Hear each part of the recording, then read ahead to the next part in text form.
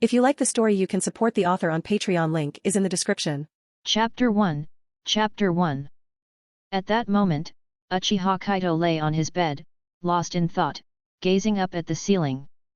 In front of him, there was a panel displaying a wealth of information, causing him to feel overwhelmed and dazed. He knew that this panel was his golden finger, his special advantage in this world. However, the issue lay in the timing of its arrival.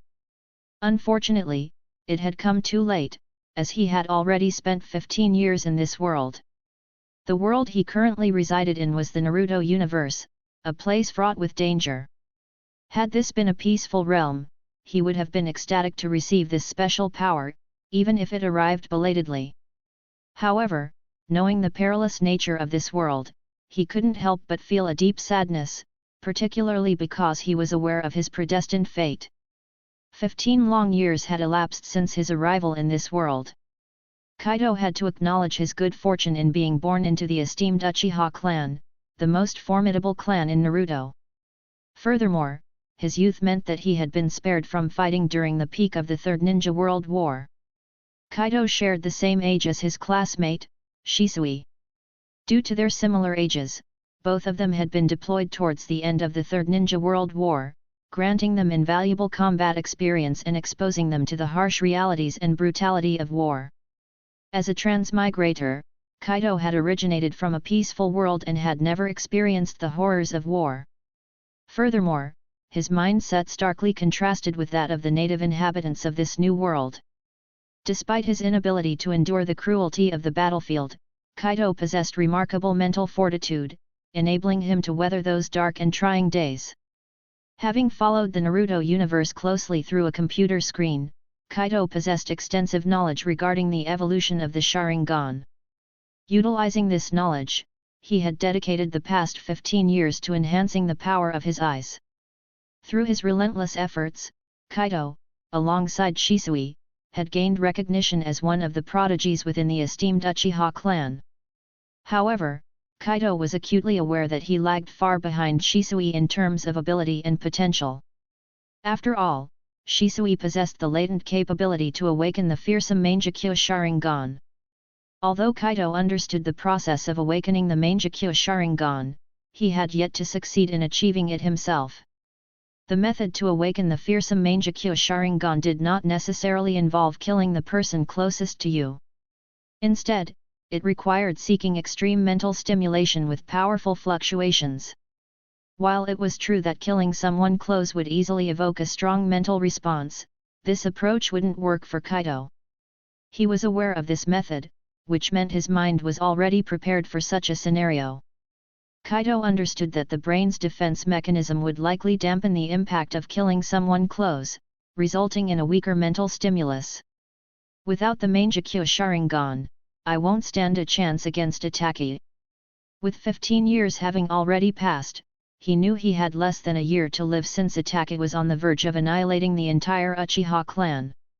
Soon, I'll be nothing more than prey for Itachi's blade. Adding to his troubles, tension was escalating within the clan. An impending storm seemed to loom over everyone's senses. Kaido was aware of the issue but had taken no action, leaving him with only one option: to flee. In that moment, he rose from his bed and began packing his belongings, ready to make his escape at the opportune moment. Plans to conceal himself started to form in his mind.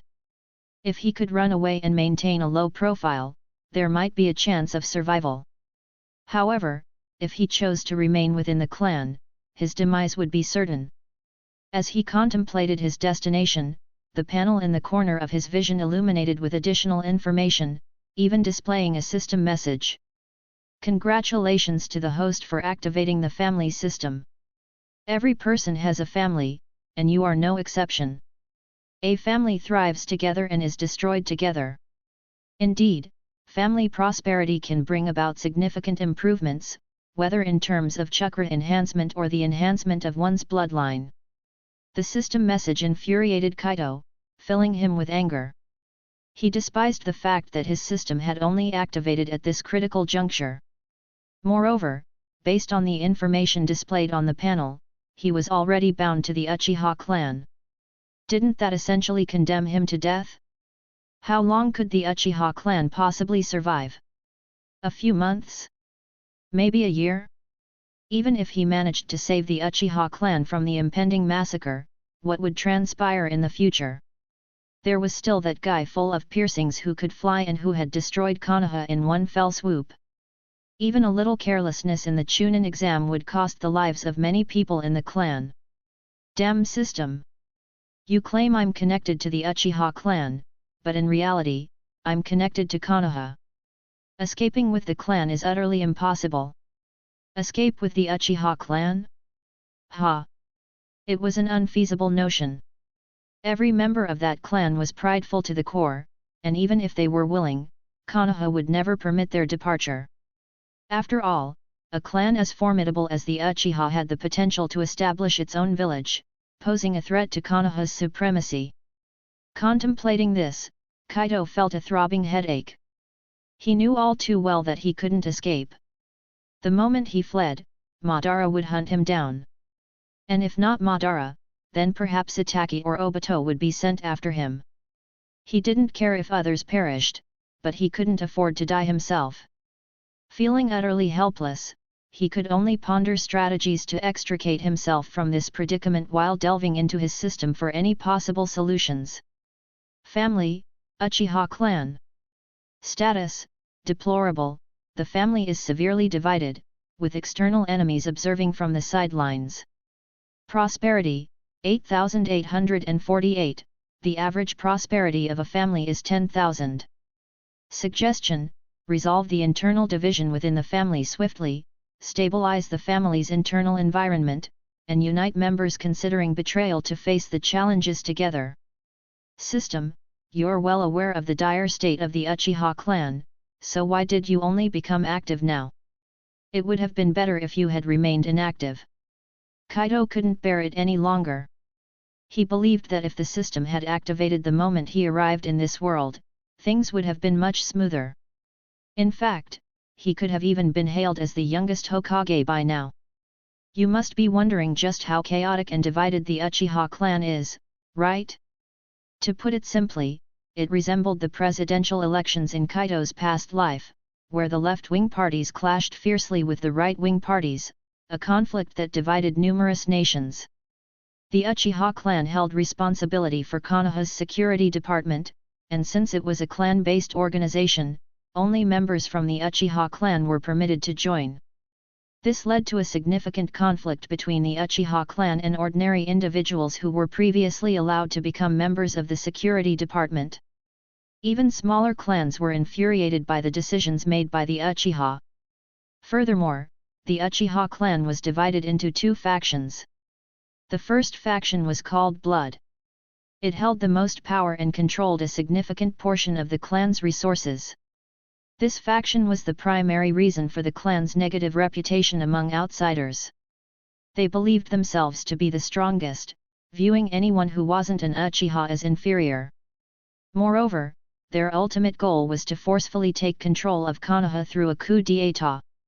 The second faction was known as Spirit. It advocated for peaceful dialogue with Konoha, recognizing their clan as one of the village's founding pillars. Members of this faction believed in safeguarding and nurturing their home, emphasizing the importance of peace rather than internal strife. These two factions engaged in constant conflict, though their clashes rarely escalated to the point of killing, as each Uchiha clan member was considered a valuable asset. The ongoing strife between these two factions plunged the entire Uchiha clan into chaos. What brought a sense of relief to Kaido was that the system appeared to have a beginner's gift. The host is connected to a family. As long as the family prospers, the host will gain greater power. Given the current state of the host's family, the host can choose one of the following three skills to cultivate. Great Way of the Buddha. This forbidden profound divine art consists of 12 stages, ultimately granting the user the original physique of the rage god. Eagle Wings, allows the user to fly by manifesting 2 black eagle wings on their back. True Evolution, by defeating enemies, the user can acquire power fragments to enhance one of their own abilities. Can only be done once, with a limit of 1/1.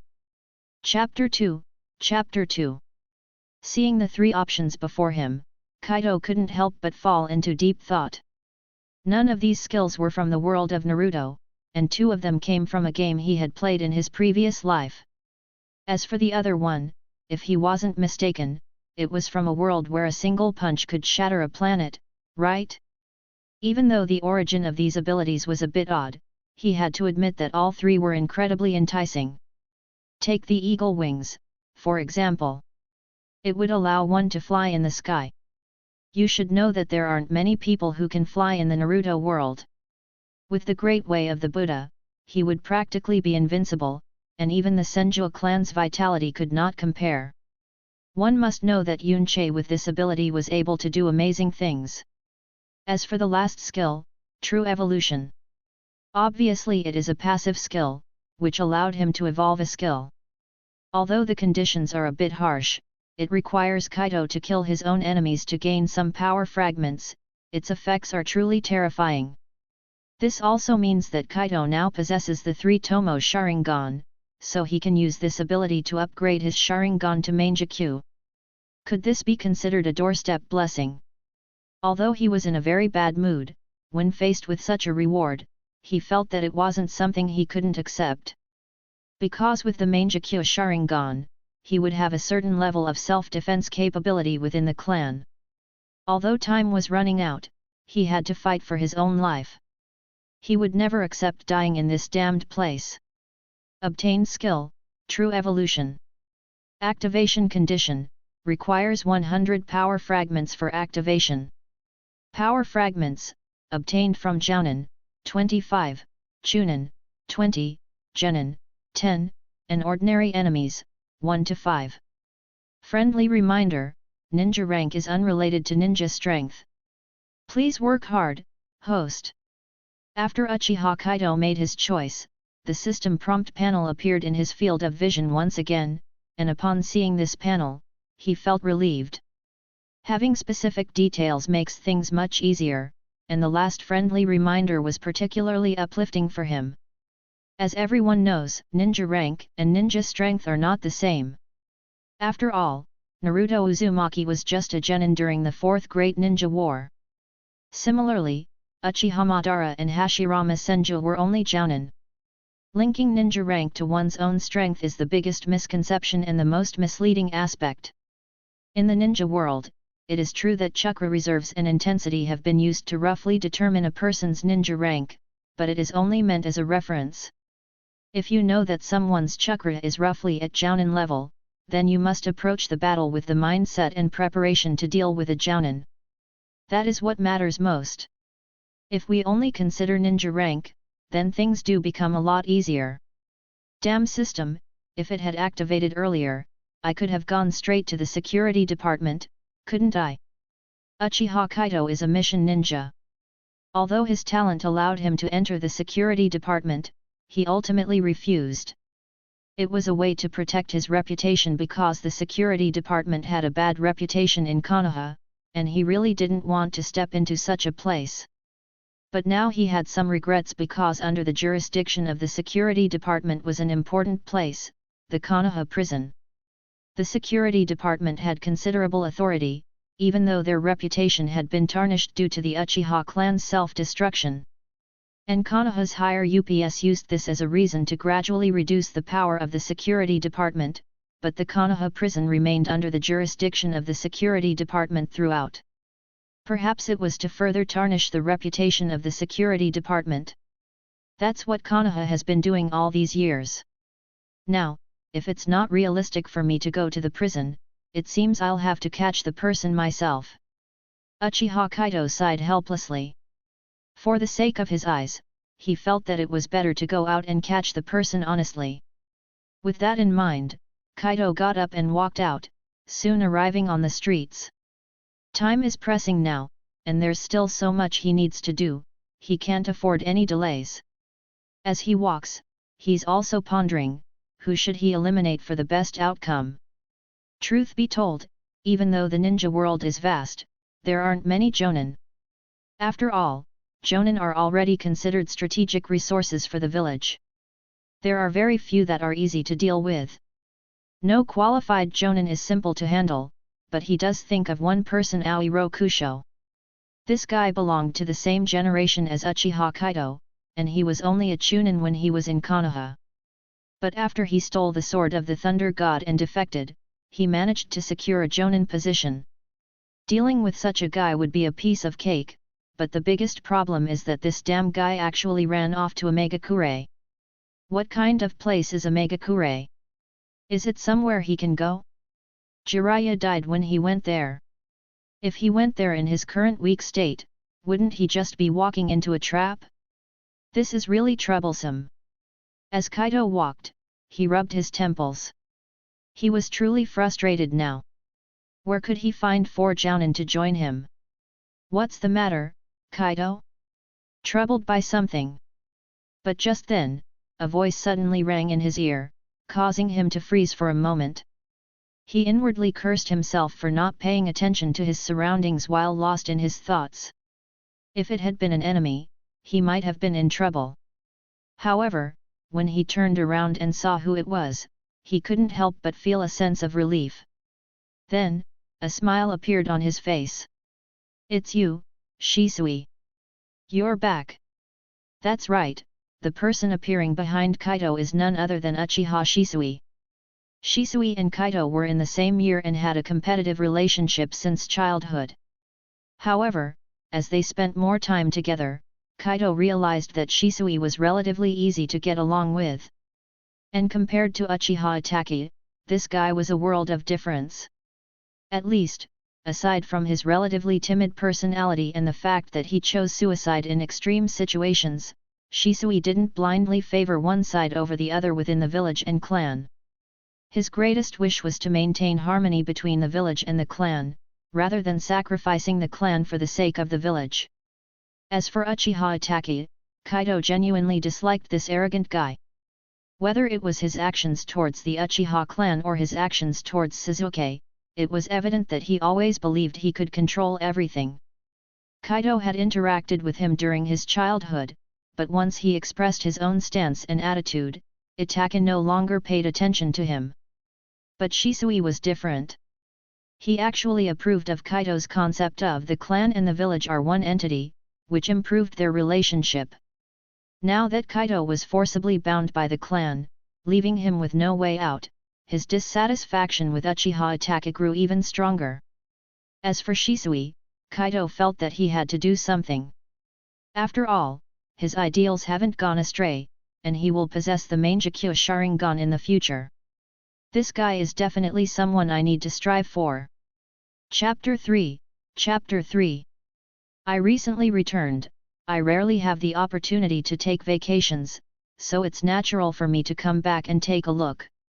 Shisui smiled as he looked at Kaido. He had no idea what Kaido was thinking. He had just returned from a mission and planned to rest properly. His original intention was to find Itachi, but unfortunately, Itachi had not yet returned. Although they both belonged to the Anbu, there were several groups within the Anbu, and each had its own base in different locations. Since they were not on the same team, they didn't know each other's current situation. But even though he hadn't found Itachi, he was still happy because he found Kaido. But what surprised him was that Kaido seemed bothered by something. "Tell me, what's the problem?" "We're friends, and there's no problem I can't help with." "Well, there are several problems, personal problems and family problems, they're all problems, aren't they?"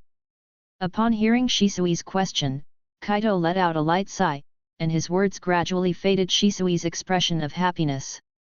It was evident that his face became stiff, and the smile slowly vanished from his lips. "Let's put these troublesome matters aside for now, shall we?" Only an ironic smile remained on Shisui's face. He shook his head and sighed. "There will be a family meeting, won't there? It's like going to the market and always finding the same things. It's boring." Kaido shook his head and continued, "However, it's predictable that these extremists might have the upper hand. Despite being less than a year away from the fateful night of the genocide, none of the clan members, whether they belong to the blood faction or the spirit faction, had been able to obtain the right to express themselves within the family. And for that, one person needs to be mentioned here, and that is Uchiha Fugaku. He is the one who has maintained an unstable balance within the Uchiha clan until now, allowing the more peaceful and more aggressive factions to continue fighting each other without any of them gaining supremacy.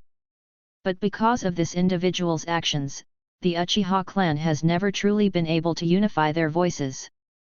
Furthermore, there is another important triggering factor for the Uchiha rebellion, and that is Danzo. It was Danzo who attacked Shisui, the representative of the spirit faction, and Shisui's death was also the reason why many members of that faction completely defected. Luckily, none of this has happened yet, and Kaido has time to act. However, it must be admitted that the blood faction has a huge advantage. It's truly a major problem. Shisui sighed deeply. If the family continues down this path, I fear it is destined to fall into the abyss. We will certainly fall into ruin. After all, you still have Itaki, don't you? Upon hearing Shisui's words, Kaido responded meaningfully, I don't think they're unaware of anything. Kaido's words caused Shisui's expression to change slightly. He quickly glanced around, checking if there was anyone else nearby, before finally letting out a sigh of relief. He certainly knew what they meant when they talked about him, which left him with an unpleasant expression. Furthermore, what he and Itaka did was a betrayal to the family in a sense. Some things shouldn't be said indiscriminately, Kaido. Shisui looked seriously at Kaido, his voice also lowered, it can cause significant problems, and we're still following the clan leaders' will by joining the Anbu. Of course, I know you're following the clan leaders' will. Kaido looked at Shisui with an ironic smile, I didn't say much, so why are you so nervous? You. Kaido's words left Shisui a bit frustrated, he didn't know how to respond at the moment. Okay, in fact, no one here is a fool. Some things can be understood as public secrets.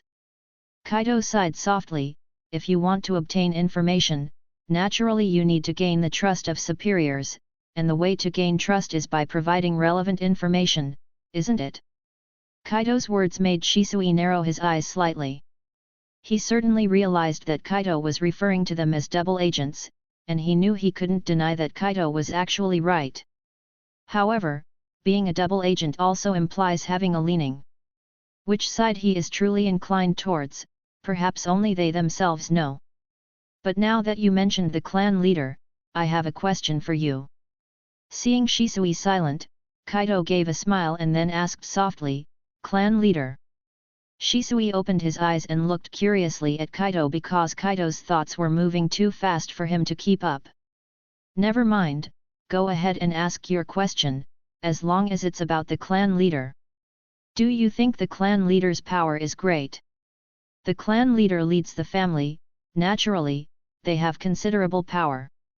Then why doesn't he find a way to calm the chaos within the family? Kaido's question truly caught Shisui off guard. His expression turned stunned and then started to appear puzzled, even shocked. He never expected that Kaido, the companion he grew up with, would dare to ask such a question. Clearly, Kaido's words were questioning the clan leader himself, the control and dominion over the family, something that no one else could question. How dare he ask that? How could he respond? However, Kaido's words involuntarily made him start to reflect. Why was the family in such chaos, and why hadn't the clan leader done anything about it? Seeing Shisui's stunned expression, Kaido knew that his words had certainly led Shisui to think. In fact, Shisui was never foolish, but he simply couldn't see many things, or rather, his worldview limited his perspective when observing the world. On the other hand, Kaido was from a different world, having studied politics in high school before time traveling and having taken courses in subjects such as political theory, Marxism, liberalism, imperialism, and ideological studies in university. His worldview was truly unparalleled compared to Shisui's. In other words, in addition to his abilities, his worldview was definitely not inferior to any of the top ninjas in the world of Naruto. That's the advantage of being a different world, it's the supremacy that comes from a broad worldview and knowledge. I believe you also know that he has the power to unite the family, but look at the current situation of the family. Besides the poor internal management of the family, look at the current relationship between the family and the village, isn't it deteriorating more and more? A clan can only avoid internal conflicts if it is united, only when all opinions and mindsets are unified can we achieve something greater. Shisui, think carefully. If the voices within the clan are suppressed by him, and if he were inclined towards Konoha in his heart, would anyone be able to stop him? Would the relationship between the clan and the village still be so bad? By mentioning this, Kaido was left with no options. Although he knew very well that the issues within the Uchiha clan were not solely due to Fugaku's actions, he certainly was one of the main drivers of the Uchiha clan's downfall. But things must be done step by step. First, he must give Shisui a piece of information that will intrigue him, and then the next step will be to reveal his true colors. In truth, I have always believed that there were only 2 people in the clan capable of reversing this situation.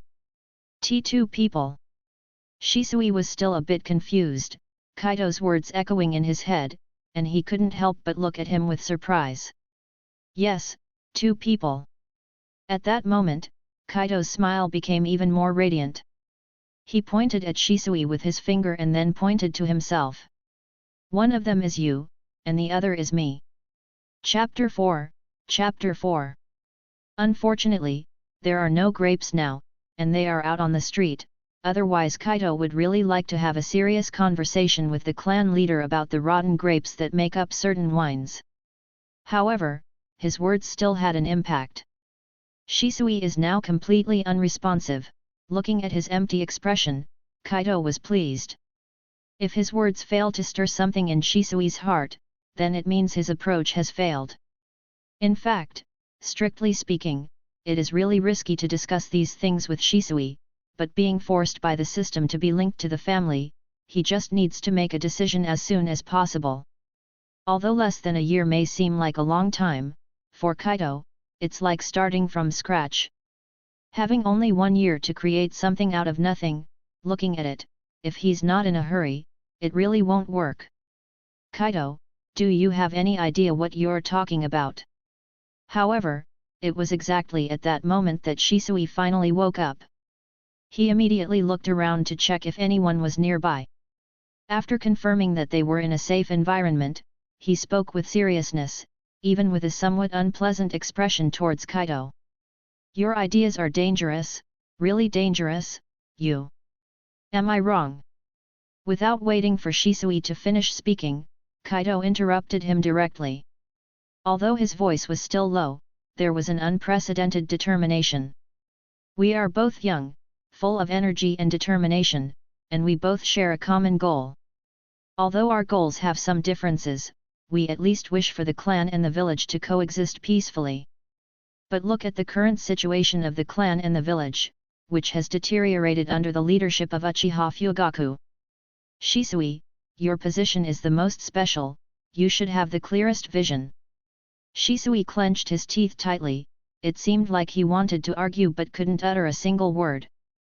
Because he knew himself that his heart had already accepted Kaido's words, and he could even say that at this moment his heart began to waver. This was a dangerous sign.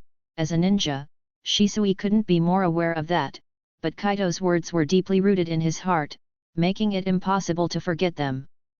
Does it all come down to the problem of the clan leader? Can everything be resolved simply by changing or replacing with a better leader? After a while, Shisui's expression calmed down, and he stared intently at Kaido before asking slowly, so, if you were the clan leader, what would you do? Shisui, don't you realize that your perspective on the problem is really narrow? At that moment, Kaido paused briefly, let out a light sigh, and then began speaking slowly. As for what to do as the clan leader, in fact, both you and I know, but to what extent we can go depends on the village's stance. While saying this, Kaido suddenly changed direction and, along with Shisui, walked towards the forest behind the Uchiha clan. The forest surrounding the Uchiha clan was an abandoned training ground where that guy, Itaki, used to train. Unfortunately, after he left, the place became even more desolate. However, it was convenient for Kaido now because he liked to train there regularly. It could be said that this place had almost become his private base, where he could speak without worrying about being noticed by others. What do you mean by that? After looking around for a moment, Shisui finally voiced the question he had been wanting to ask. What do you mean by seeing the village's stance? Are you saying that we will have difficulties dealing with the village's relations when we become clan leaders? That's why I said your mindset is somewhat narrow, Shisui. Kaido casually smiled, but soon his smile began to fade, and he became completely serious. The clan and the village are inseparable, that's something that cannot be changed in any way. Do you know what the biggest criticism of the Uchiha clan is currently? Criticism? Shisui lightly shook his head. Although he had joined the Anbu and had access to more information, it didn't mean he could fully comprehend the meaning behind them. For example, he couldn't understand why someone like Danzo, within the root, held such disdain for the Uchiha. It could be said that seeing something and fully understanding it are truly different things. I can tell you clearly, it's the security department. Kaido sighed softly. These secrets, he thought he would never reveal them, only using them to persuade and manipulate this boy when he encountered him after his defection. However, now he needed to bring them up to try to convince Shisui. The main job of the security department is to maintain order and stability within Konoha. At the same time, they are responsible for establishing the village's laws, strengthening and maintaining the order and security of Konoha, as well as apprehending ninja and individuals with criminal tendencies. Honestly, the truth is that the Uchiha haven't fared so poorly in this aspect, but do you know why the reputation of the police department is so bad? I don't know. Shisui shook his head and looked seriously at Kaido, waiting for him to provide the answer. He didn't even realize that he now seemed more like a knowledge-hungry student. Actually, it all goes back to the second Hokage, as he was the one who established Konoha's security department, which is the root of everything. Officially, he entrusted this important department to the Uchiha, but in reality, he made the Uchiha clan take on the role of crime enforcement. They used the excuse of overseeing criminals to merge the security department with the prison, thereby placing the Uchiha in the farthest corner of Konoha. After all, in the past, we had Uchiha Madara, and the second Hokage's goal was to keep an eye on the Uchiha. It was also to prevent the possible emergence of another Uchiha Madara and be ready to take action immediately. In his view, this was a better and more comprehensive way to protect Konoha. As Kaido mentioned this, he made a slight pause, while Shisui's face changed completely. He knew who Uchiha Madara was and had heard of the history of this former leader. He even knew that there were still followers of Uchiha Madara within the Uchiha clan. And the third Hokage and his central team were largely disciples of the second Hokage, who always firmly followed the ideals of the second Hokage.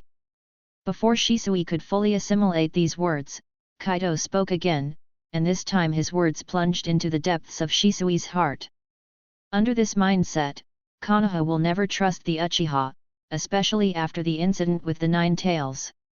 This mistrust has become even more intense. Look at the current situation of the Uchiha, and you will understand.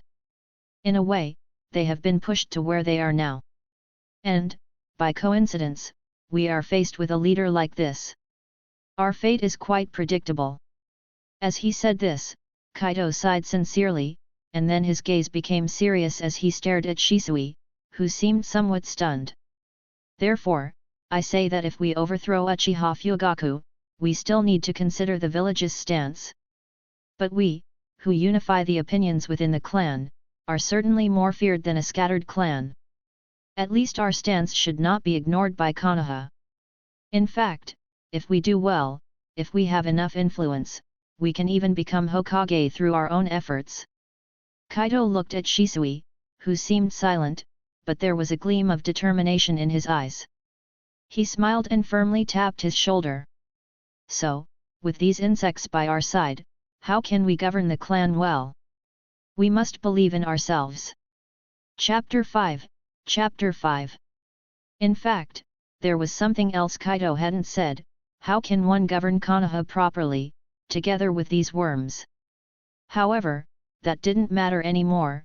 What mattered was that he could perceive Shisui's current state. Kaido's words were extremely thought-provoking, and although Shisui hadn't said anything, the look he directed towards Kaido had already changed. Without beating around the bush, Kaido's words had completely altered many thoughts within Shisui. Although a considerable amount of radical ideas had been conveyed all at once, each one made complete sense and withstood deep analysis.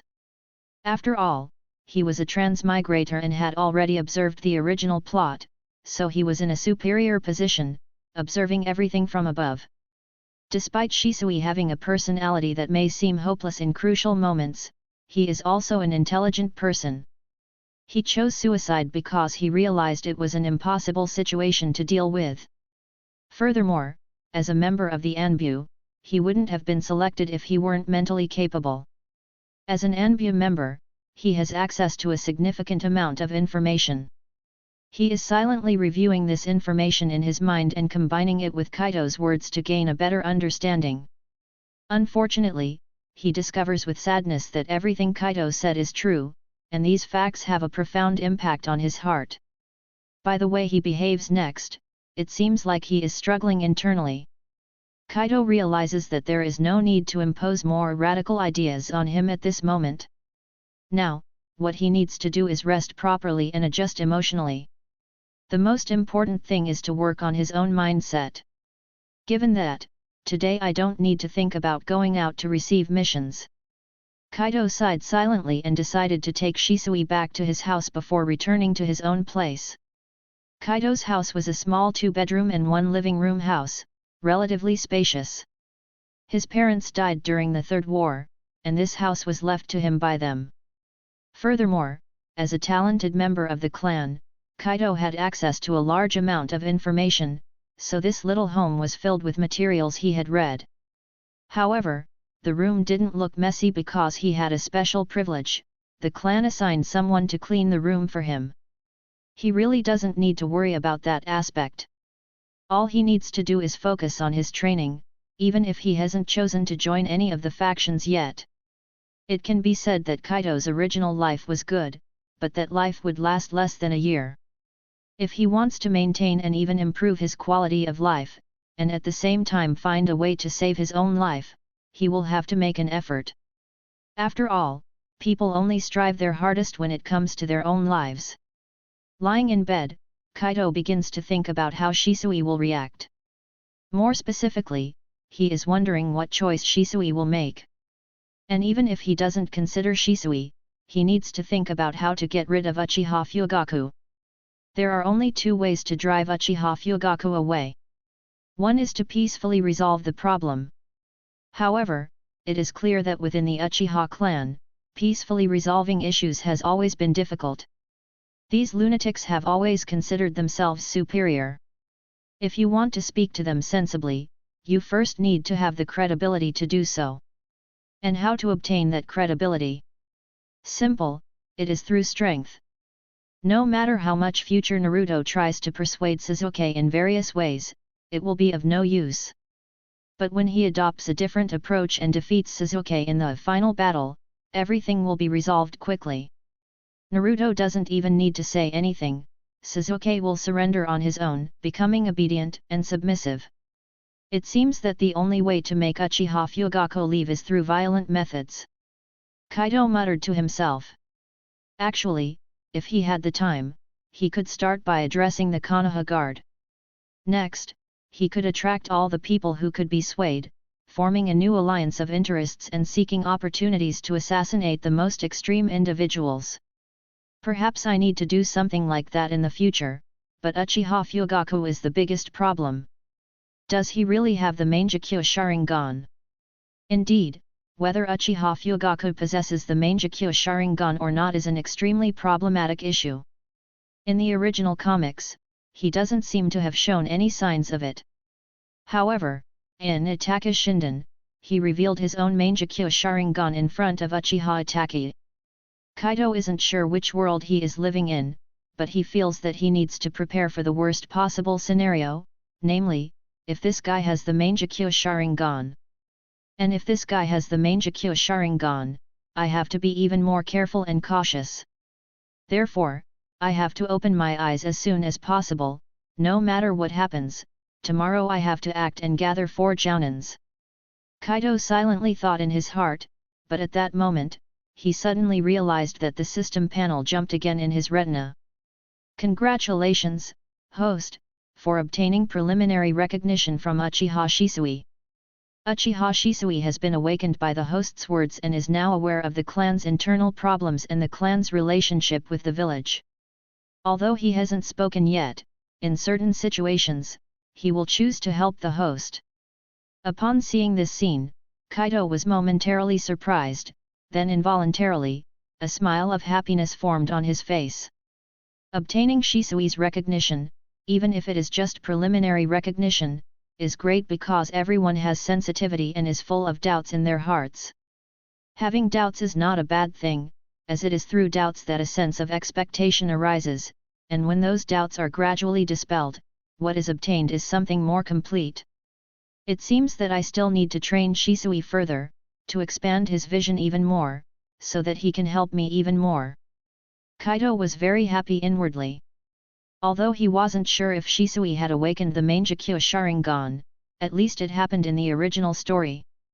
That meant Kaido would have the support of a ninja with the Mangekyo Sharingan in the future. How could he not feel happy? And what made him even happier was that his system panel underwent another change. Current assignment, Uchiha Clan. Current status, extremely poor. The clan is undergoing a serious internal division, with external threats. Prosperity, 9,848, normal basic prosperity of the clan is 10,000. Suggestion, resolve the internal division of the clan as quickly as possible, stabilize the internal environment, and unite those who can be united to face the difficulties together.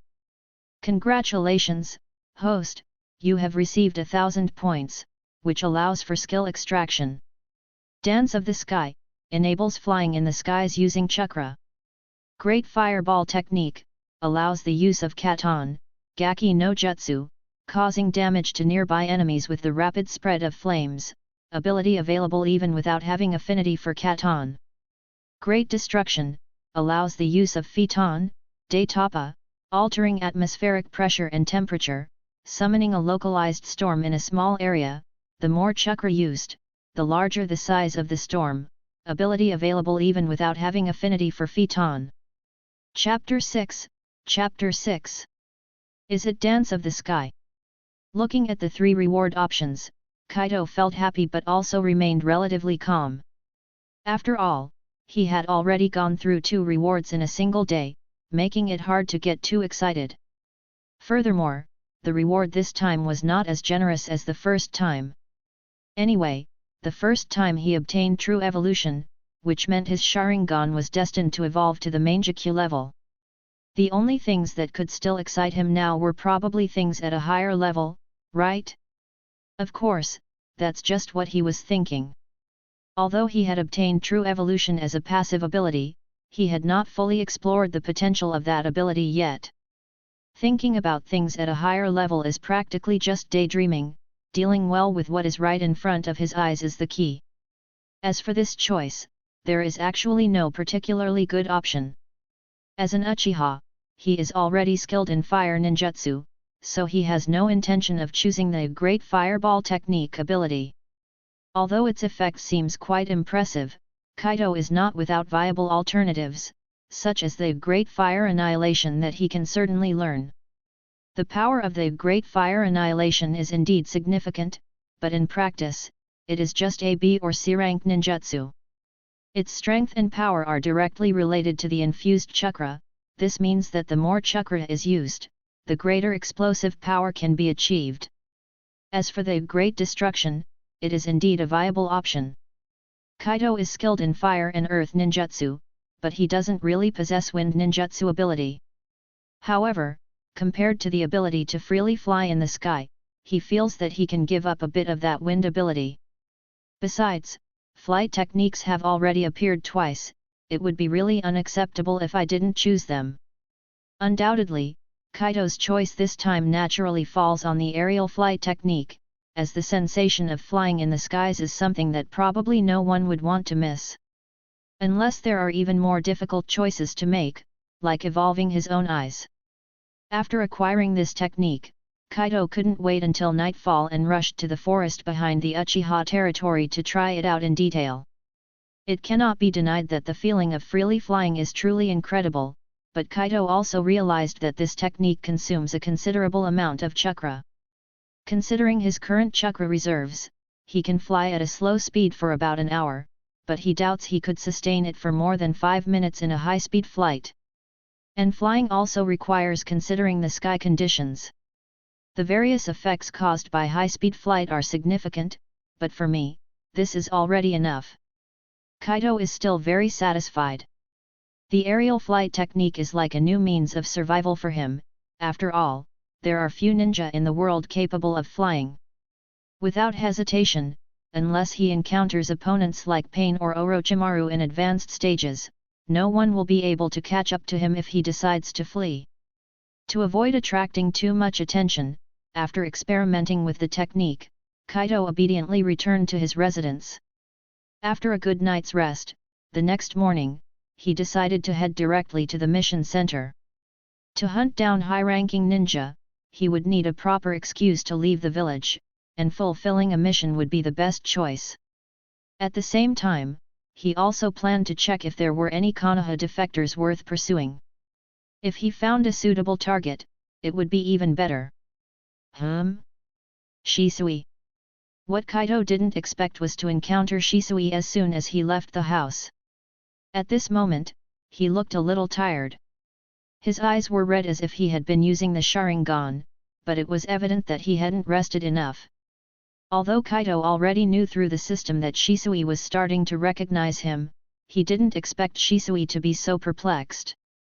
After all, from Kaido's perspective, there was nothing that was worth questioning so much. The village's actions and the internal inaction of the clan are what led to the current state of the Uchiha. Once the essential nature of this matter is understood, it becomes easy and simple to comprehend.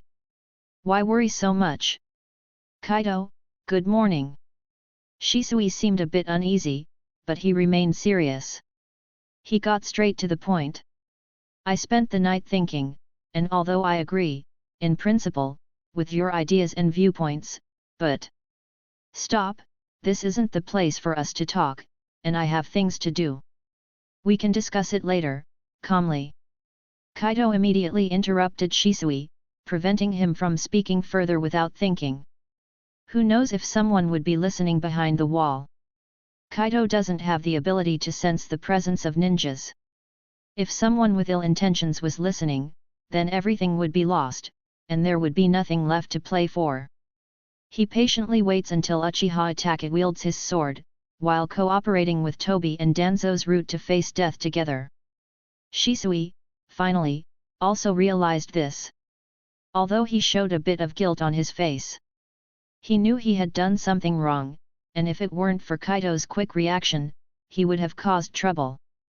However, soon, he looks at Kaido with a puzzled expression because he understood what Kaido said. Any problem? Shisui asked curiously.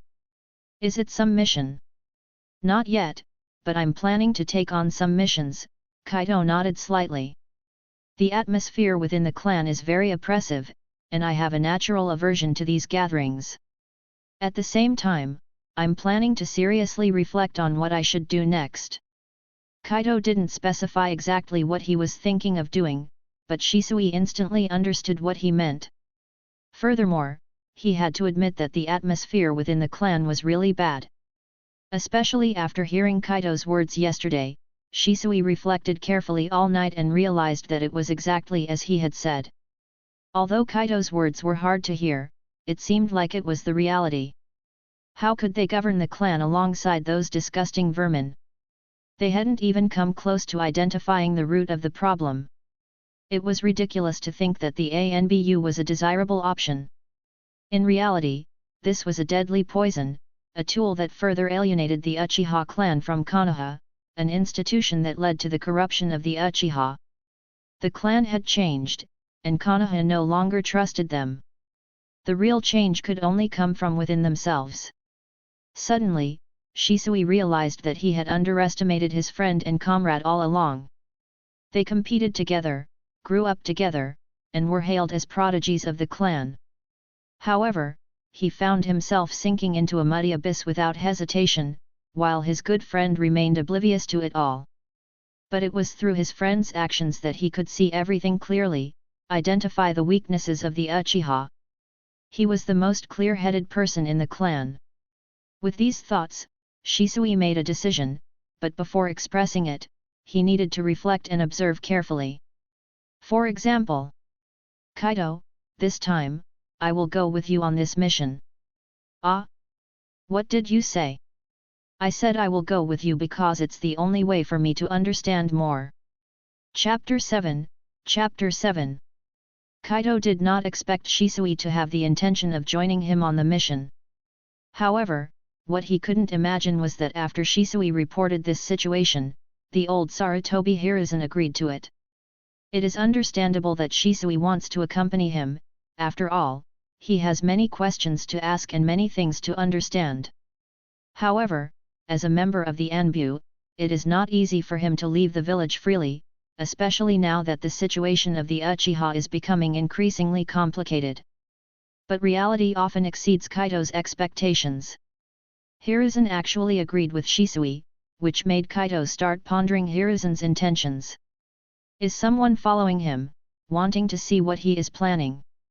These malicious thoughts crossed Kaido's mind, but upon deeper reflection, he began to understand that perhaps this was a way for Hiruzen to gain people's loyalty. Shisui's current behavior shows his total loyalty to Hiruzen and Konoha, and his special position puts a great pressure on him. He was aware of the internal situation of the Uchiha clan and understood the pressure and oppressive environment they were in. It is natural to desire to go out and spend time with friends under such circumstances. Since childhood, Kaido has shown a pleasant and friendly personality towards others in Konoha. He did not possess the inexplicable arrogance characteristic of the Uchiha. Even if an ordinary person had troubles, he would be willing to help. This kind of person clearly stood out from the other Uchiha in their essence. Perhaps Hiruzen Sarutobi considered him someone with the will of fire. However, that alone was not enough. Deep down, Hiruzen Sarutobi, just like the second Hokage, did not trust the Uchiha. However, he didn't rely solely on Shisui. He also had Uchiha Itaki. That was probably why he agreed to let Shisui go out and relax. It would allow Shisui to feel confident, while Hiruzen would still have someone he could trust in case something went wrong. After understanding all of this, Kaido felt somewhat relieved. At least he didn't have to worry about someone following him and the impossibility of freely speaking certain words. However, the third Hokage is truly generous. He gave you a whole month to relax. As they walked along the main road, Kaido couldn't help but turn his head to look at Shisui beside him. Curiously, he opened his mouth to ask, "Are you really okay leaving for such a long time?" "Actually, I have to thank you for this." Shisui lightly nodded his head and then spoke calmly.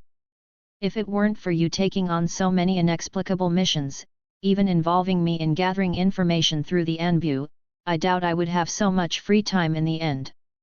Kaido didn't pay much attention to those words. He didn't mind even if Hiruzen Sarutobi knew some details. Because he was actually looking for trouble with some jounin, even Nukanen, he wasn't concerned about being investigated. Gathering information through the channels of the Anbu was, in fact, a kind of common practice. After all, the information obtained by the Anbu could be more reliable than that obtained by the clients themselves, and this time Shisui would also accompany him. Therefore, as long as they didn't violate the rules, Shisui could provide some information to be used together. Additionally, the missions that were already listed in the mission center would be forwarded to the mission department if the Anbu had more detailed information, following the proper procedures. Unless some missions were specifically intended for student training, these missions wouldn't be disclosed in more detail. For example, on a mission in the Land of Waves, Kaido simply didn't believe that Konoha didn't have more accurate information, and he certainly didn't trust Kakashi's somewhat clumsy performance. Both of them had considerable speed, and in no time, they had already distanced themselves significantly from Konoha. The targets of their missions this time were mainly Nukkinen, and these Nukkinen were not low-level. Moreover, all of them were Nukkinen from other villages. It is quite interesting to note that ninja villages in general don't have much information about Nukkinen from their own village. Although ironic, this is a reality, or rather, a situation that encompasses the entire ninja world. When a Nukkinen emerges in a village, they usually rarely stay in the same country where their village is located. The policy of what happens in the dark doesn't need to be revealed doesn't apply to the Anbu. However, once they take refuge in another country and are discovered by another village, as long as that individual doesn't commit something extremely detrimental in that area, villages tend to protect them to some extent without disclosing their information. However, this protection is not truly for the benefit of the Nukkinen. If the Nukkinen has strong power, they may be contacted for information. If their strength is weak and they have no informational value, they are left to annoy the village they deserted. Or, in a future exchange of interests, they may be handed over as a sign of goodwill. Speaking frankly, being a Nukkinen is not an easy task. Likewise, capturing a Nukkinen from one's own village is also one of the most difficult tasks, and once captured, the fate is quite unpleasant. By the way, why are you after such powerful jounin? After they distanced themselves a bit, Shisui finally asked his question. Although it allows us to stay away from Konoha for a long time, I feel like you must have more reasons, right? Consider it as a process of maturing. Kaido lightly chuckled and then said, after all, I also need to strengthen myself and, as I mentioned before, I need to reflect seriously. Can I ask you a question? Shisui fell silent for a moment and then gently asked, if, after becoming the clan leader, what would you do? If clan leader. Kaido heard Shisui's question and involuntarily smiled. After becoming the clan leader, the first thing I will do is unify the entire family. As he said this, Kaido paused briefly and then looked up at the sky before continuing to speak slowly. The family may have many voices, after all, each person has their own ideas. But there is one thing that must be achieved. We need to have unity of thought and will, only then can we come together to accomplish what we need to do. However, that alone is far from enough. We need to have a comprehensive political vision and an action agenda. Only then can we make sure that all clan members know what we are doing and what we want to achieve, instead of acting aimlessly, without purpose. After saying these words, Kaido turned his gaze towards Shisui and then firmly placed his hand on his shoulder. Every action must have a clear objective, and our objectives can be divided into two phases. One is to keep the clan free from internal conflicts, allowing us to live a peaceful and stable life. The other is to make all of Konoha hear our voice, showing that we do not want the village to get involved in internal conflicts. And most importantly, make them know that the Uchiha have always been in Konoha, we never left. Kaido's words were firm and powerful, and Shisui listened to them with great emotion. Yes, although the Uchiha are gradually distancing themselves from Konoha, their ultimate goal is to return, because they never left. Chapter 8. The concepts of policies and action guidelines are foreign to Shisui, and they are probably unfamiliar to most people in the ninja world. Even if they are already acting in such a way, it is likely that they themselves do not have these two concepts in mind. For example, the Akatsuki organization, they have clear political demands and an action guideline. Their demand is the pursuit of peace in the ninja world, and their action guideline is to use coercion through military power to force the unity among the ninja nations and thus achieve peace. Although their internal voices may be completely different, after all, the people who join Akatsuki usually have their own hidden agendas. However, it is undeniable that under Nagato's leadership, they are truly following these principles. And today, after clearly expressing these two concepts, Shisui's look of surprise was accompanied by a growing sense of admiration. To Shisui, the fact that Kaido is able to present these two concepts clearly indicates that he has really done his homework. Kaido knows exactly what to do and what he wants to achieve, and this clarity and conceptual precision further increase Shisui's admiration for him. It seems like my mindset was really too limited. Kaido has already reached a higher level. After obtaining these two concepts, Shisui didn't feel the need to ask Kaido about the specific details of his approach. Because, in Kaido's view, the information he has received so far is enough for now. Now, he needs to absorb everything he has learned. Moreover, he wants to reflect on how he would act if he were the leader of the clan, facing the pressure from both the clan and the village. How would he act? What would be his political demand? What would be his action guideline? Shisui remained silent, and Kaido was glad for it. He feared that Shisui might not be able to handle further discussions.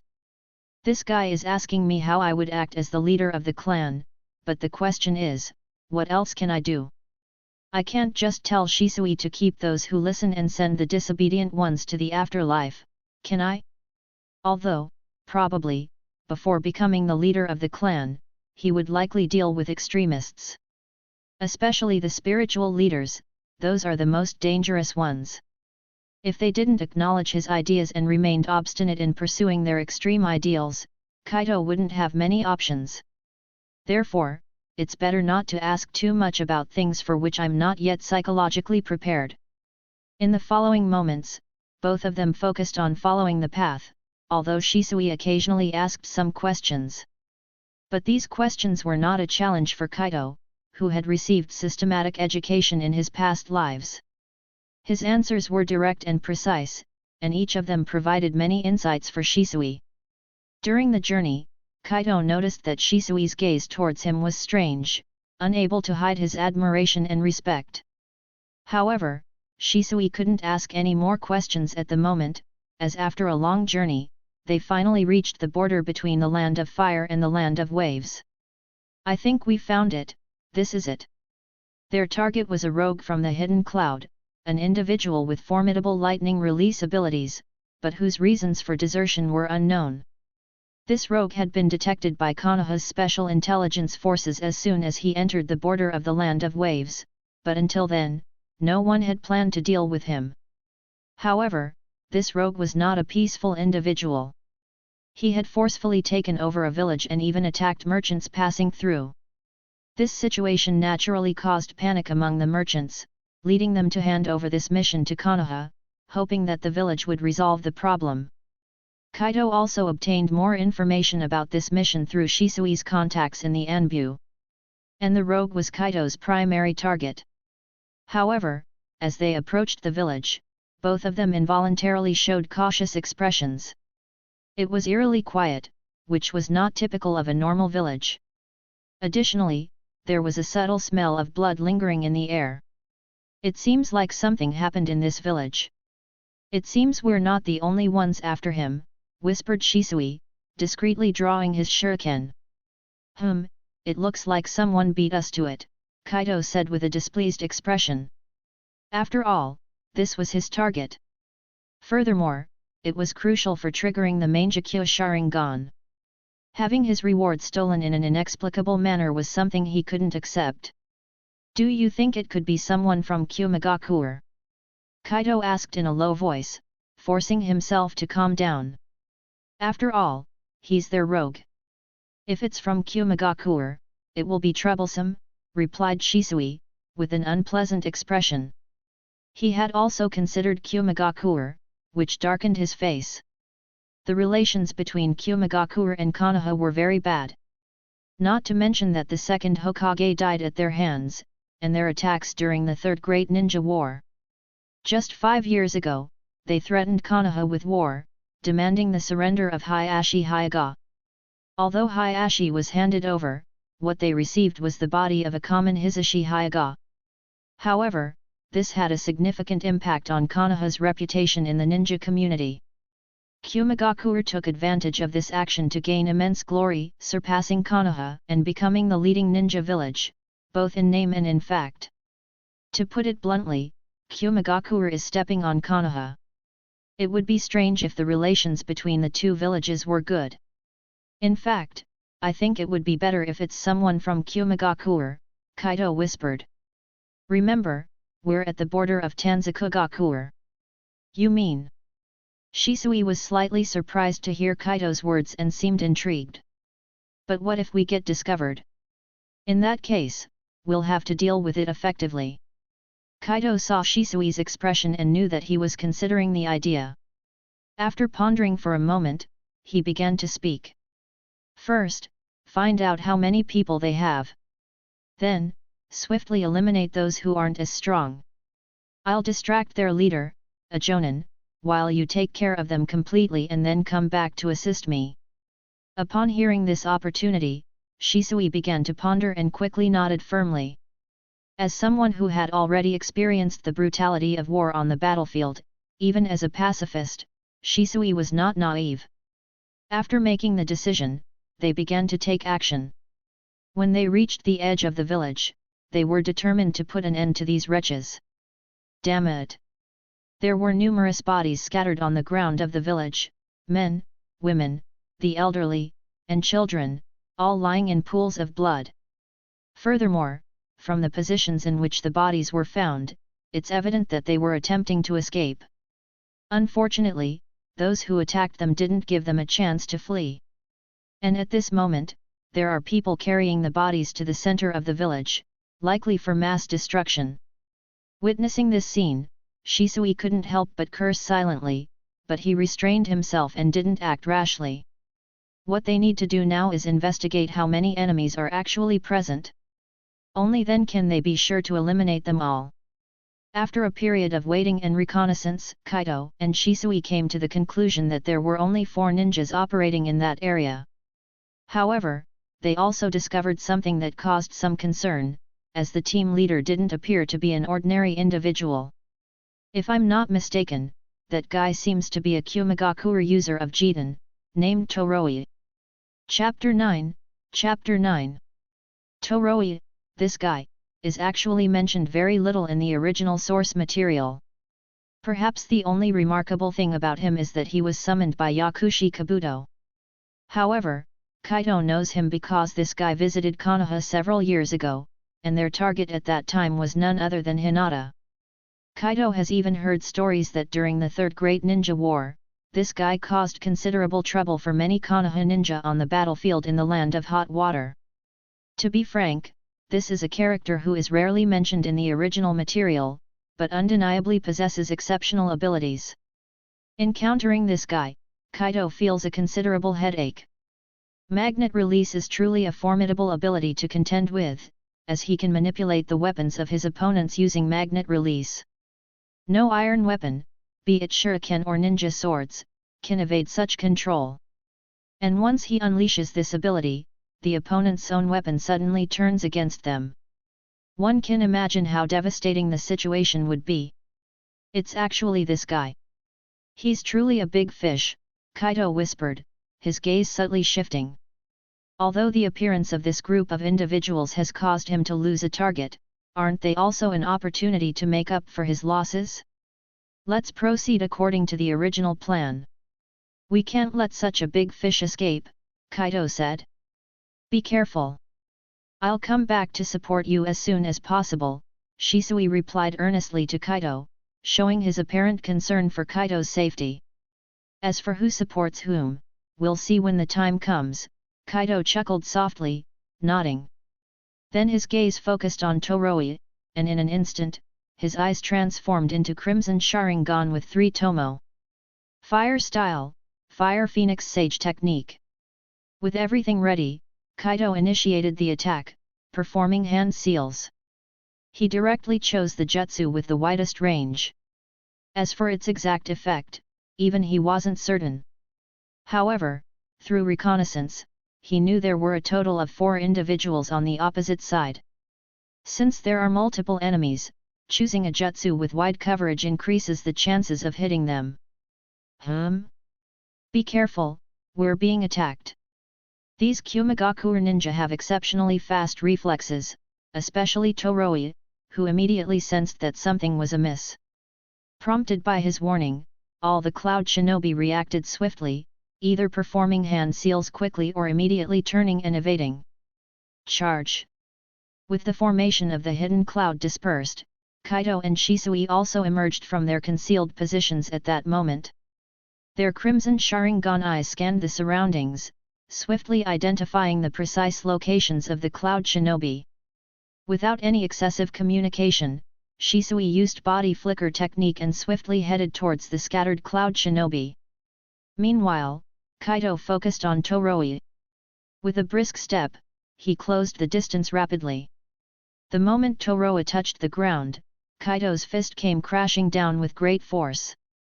Tooi reacted swiftly, almost instantly countering the attack. He crossed his arms in front of his chest and managed to block Kaido's punch at the critical moment. Uchiha! Tooi immediately noticed Kaido's crimson eyes, causing him to instinctively divert his gaze away from Kaido's eyes. However, his tone was far from friendly, it was filled with anger, one could even say. What do you want to do? Provoke a war? War? You don't need to put it that way. This isn't the land of fire, nor is it your land of lightning. Kaido wasn't buying into Toi's words. He swiftly retracted his hand and followed it up with a fierce kick aimed at Toi's lower body. However, halfway through his motion, Kaido sensed that something was amiss. In an instant, he halted his kick and simultaneously utilized the body replacement technique. The sound of breaking wind resounded, but unfortunately, only a few wooden splinters remained on the ground. Kaido's figure had already appeared under a nearby tree. The body replacement technique, one of the most fundamental substitution techniques for a ninja, often proved to be the most life-saving. You react quite quickly, don't you?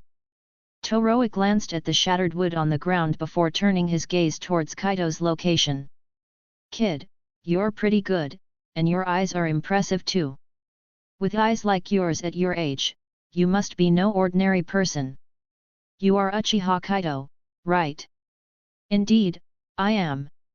Kaido nodded lightly, not feeling particularly surprised that his identity was recognized. After all, Kaido himself was considered a prodigious ninja from the Uchiha clan, and he had gained some reputation over the years for his missions in the ninja world. Being recognized didn't come as a surprise, and he was well aware that now was not the time to dwell on such matters. As a competent ninja, the most important thing was to abandon distractions during battle. Only by fully concentrating on the fight could he achieve victory. It is indeed you. I have to say, the Uchiha clan is truly remarkable.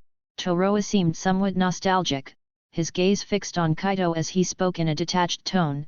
Once you Uchiha obtain your own Sharingan, you undergo a qualitative transformation. It seems that the heavens truly favor you. Such boring remarks, Kaido continued to gaze at Tooi, but by now, he had discarded all the metallic objects on his person. The heavens don't grant power without reason. If you're so presumptuous, then you're truly not far from death. Perhaps, Toi's eyes flickered slightly, a scornful smile appearing on his face. I am genuinely curious about the power of the Uchiha clan. Also, while getting rid of metal might restrict some of my abilities. Without any warning, several shuriken suddenly appeared behind Kaido. These shuriken swiftly sliced through his body, piercing his heart. At the same time, Tooi had instantly appeared in front of Kaido, delivering a powerful punch to his body. Without weapons, how will you face me? The sound of the punch reverberated, but in an instant, Tooi sensed that something was off about the sensation in his hand. The emerging smoke further informed him that the damn Uchiha had used the body replacement technique. However, he didn't pay much attention to it. After all, he was dealing with a prodigious Uchiha youth who already possessed a 3-tomo Sharingan at such a young age. Having such reaction speed was only natural for him.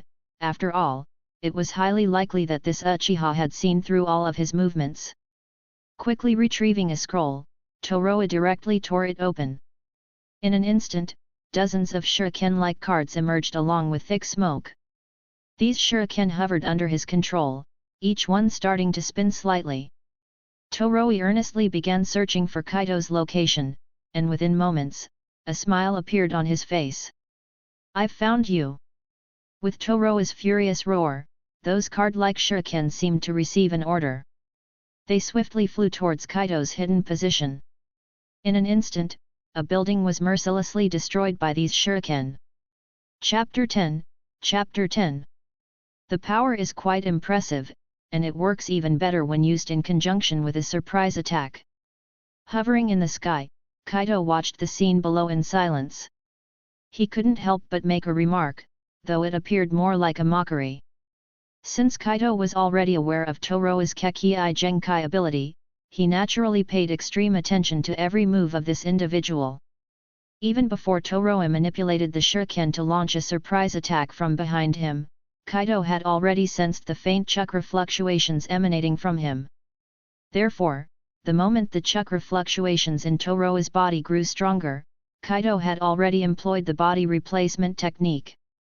However, his action was slightly slower, and his shoulder was grazed by Toroa's shuriken. However, that attack didn't harm him at all. Instead, it allowed him to continue to toy with Toroa in the current situation. Because after using the body replacement technique to switch positions, he noticed that there were some peculiar and subtle traces of chakra left on his body. Ninjas do not do things without purpose, and it was evident that this individual had deliberately left behind these traces of chakra for a specific reason. Perhaps this is to track my location and then launch an attack using the properties of magnet release. Kaido had already guessed the intentions of this individual. Therefore, in the instant he concealed himself with the body replacement technique, he decisively removed the shirt that had absorbed the chakra of this person.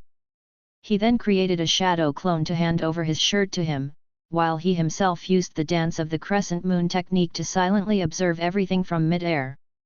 He didn't fly too high, and he concealed his figure behind a building, without worrying about being seen. Of course, even if he were to be seen, it wouldn't be a big deal. Kaido never believed that the dance of the crescent moon technique was something that couldn't be exposed. While flying techniques were extremely rare in the ninja world, they did exist, especially considering the appearance of those aerial ninjas years ago. Therefore, although Kaido's technique was rare, using it was not too much of a problem. Moreover, his goal was to become the head of the clan, and he even had greater ambitions. So, it was necessary to demonstrate sufficient ability and strength. His gaze slightly shifted, and he quickly noticed that the battle on Shisui's side was nearing its end. It must be said that Shisui's personal strength was truly formidable, especially in terms of speed, which was suffocatingly fast. His body flicker technique was used in a highly deceptive manner. Even Kaido, who possessed the Sharingan, had to focus intensely to distinguish the exact moment and identify which afterimage was his real body caused by his body flicker technique. Being able to use the body flicker technique with effects similar to shadow clones, and even creating illusions that were more deceptive than shadow clones, was Shisui's unique ability. Under his overwhelming speed, the Cloud Shinobi, who were also skilled in speed, had no means to defend themselves. One Cloud Shinobi had already been eliminated by him, and another had been injured. In reality, the strength of these Cloud Shinobi was definitely not weak. Even though they weren't from the Anbu, anyone participating in the mission to hunt down rogue ninjas would have considerable strength. However, they encountered the Uchiha, who posed an overwhelming disadvantage to them. Their proud taijutsu and speed seemed insufficient in the face of the Sharingan. But I need to speed up as well. Toroa's trouble lies in magnet release, but he doesn't have information about me, so... Kaido's eyes flickered, and below him, his shadow clone was cornered by Toroa's shuriken. However, Toroa remained vigilant. He didn't move too close because he didn't want to face Kaido's Sharingan with 3 tomo. Standing at a distance, he controlled the shuriken to launch attacks while continuously sensing the residual chakra left on this Uchiha ninja. After a few confirmations, he couldn't help but nod internally. The kid still had his own chakra, so there shouldn't be a problem. However, he still had to be cautious. Once a ninja became careless, death would not be far behind. He waved his hands, and 2 card-shaped shuriken landed in his palms. The rest of the shuriken swiftly moved like magnets, piercing towards Kaido. Kaido's figure was incredibly agile. Faced with such dense attacks, he relied on his Sharingan to continuously dodge and knock down the shuriken while steadily moving closer to Toroa's position. However, Kaido couldn't get close at all.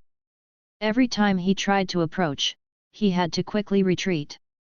TCH, I thought this Uchiha Kaito was so formidable, but it seems he's nothing special. Toroa thought to himself upon witnessing Kaido's pitiful state. However, considering his age and the fact that I have dealt with Uchiha ninjas before, his performance is resolute and excellent. Facing an unfamiliar ability and knowing only that the opponent excelled in magnet release, Kaido's decision to abandon weapons that could be attracted by magnetic force was decisive and commendable. To achieve this level, it's truly unmatched by ordinary ninjas. However, without knowledge of the enemy, this guy is destined to fail. Chakra suddenly infused into these 2 shuriken, and in the blink of an eye, the shuriken transformed into slender blades. Then, Toroa swung fiercely, aiming them directly at Kaido. The unique chakra attraction ensured that his blades would hit Kaido with pinpoint accuracy. Too bad you seem to lack much information about me. In that case, I'll send you on your way. Magnet release, conserving B twin blades. The sharp blades directly slashed towards Kaido's body. However, at that moment, Toroa suddenly felt that something was off. This Uchiha before him unexpectedly displayed a fearless, reckless demeanor, charging straight towards him as if he didn't regard the power of this technique. This situation immediately gave him a bad premonition. However, in the present moment, he couldn't afford to worry too much. He forcefully swung down his blade. Crash! As white smoke billowed, Kaido's figure disappeared completely, leaving behind a tattered piece of clothing on the ground. Toroa's expression slightly changed. Did this kid discover the nature of his technique? Before Toroa could ponder further, a figure suddenly descended from the sky, moving at a speed that left Toroa unable to react. Furthermore, this figure showed no hesitation and swiftly delivered a punch towards Toroa's head. Crack! A crisp sound echoed, and Toroa felt as if his teeth were about to shatter. However, as an exceptional cloud shinobi, his physical fitness posed no problem whatsoever. Although this punch caused him some trouble and even made him feel dizzy, it was far from fatal. However, in the next moment, his face turned extremely pale. A pair of crimson Sharingan with 3 tomo suddenly appeared before his eyes, and their gaze locked onto his own in an instant. The eerie chakra had been transmitted to his own eyes through those Sharingan, spreading into his mind. At that moment, his mind went blank, with only those crimson 3 tomo Sharingan remaining. As Toroa fell into the illusion, Kaido quickly formed hand seals, and then a blazing fireball was shot out from his mouth. Ah! The fireball instantly engulfed Toroa, and the intense pain allowed him to break free from the illusion. However, it was already too late. For Kaido, now that Toroa had become his opponent, he would show no mercy. And you made me remember you through the impure world reincarnation, so I won't even give you a chance for the impure world reincarnation. Note: the impure world reincarnation refers to a technique in the Naruto series where deceased individuals are revived through forbidden jutsu. Chapter 11, Chapter 11. You really are something. Toroa, as a bloodline shinobi, would have been more valuable to us if you had left his body intact. Shisui, looking at the completely burned ashes of Toroa before him, also wore a face of helplessness. The battle had come to an end, and Kaido and Shisui had dealt with the entire Cloud Hidden team, including Toroa with his magnet release. In truth, the fighting prowess of this team was truly formidable. If they had faced two different opponents, they might not have had such an easy time dealing with them. Even if it had been a standard fully manned combat group, it wouldn't have been an easy task. Normally, the best choice would have been to turn around and leave. However, luck had been extremely poor for this cloud-hidden team. They had encountered Kaido and Shisui, both members of the Uchiha clan. Everything they excelled at was completely countered by these two individuals. In such circumstances, they naturally had very little opportunity. The battle came to a complete end in less than 10 minutes. The reason it took that long was mainly because someone chose to escape, and Shisui had to pursue them. In the process, a considerable amount of time was wasted. However, to Shisui's surprise, when he returned, he found that the guy named Tarakan had already been incinerated by Kaido.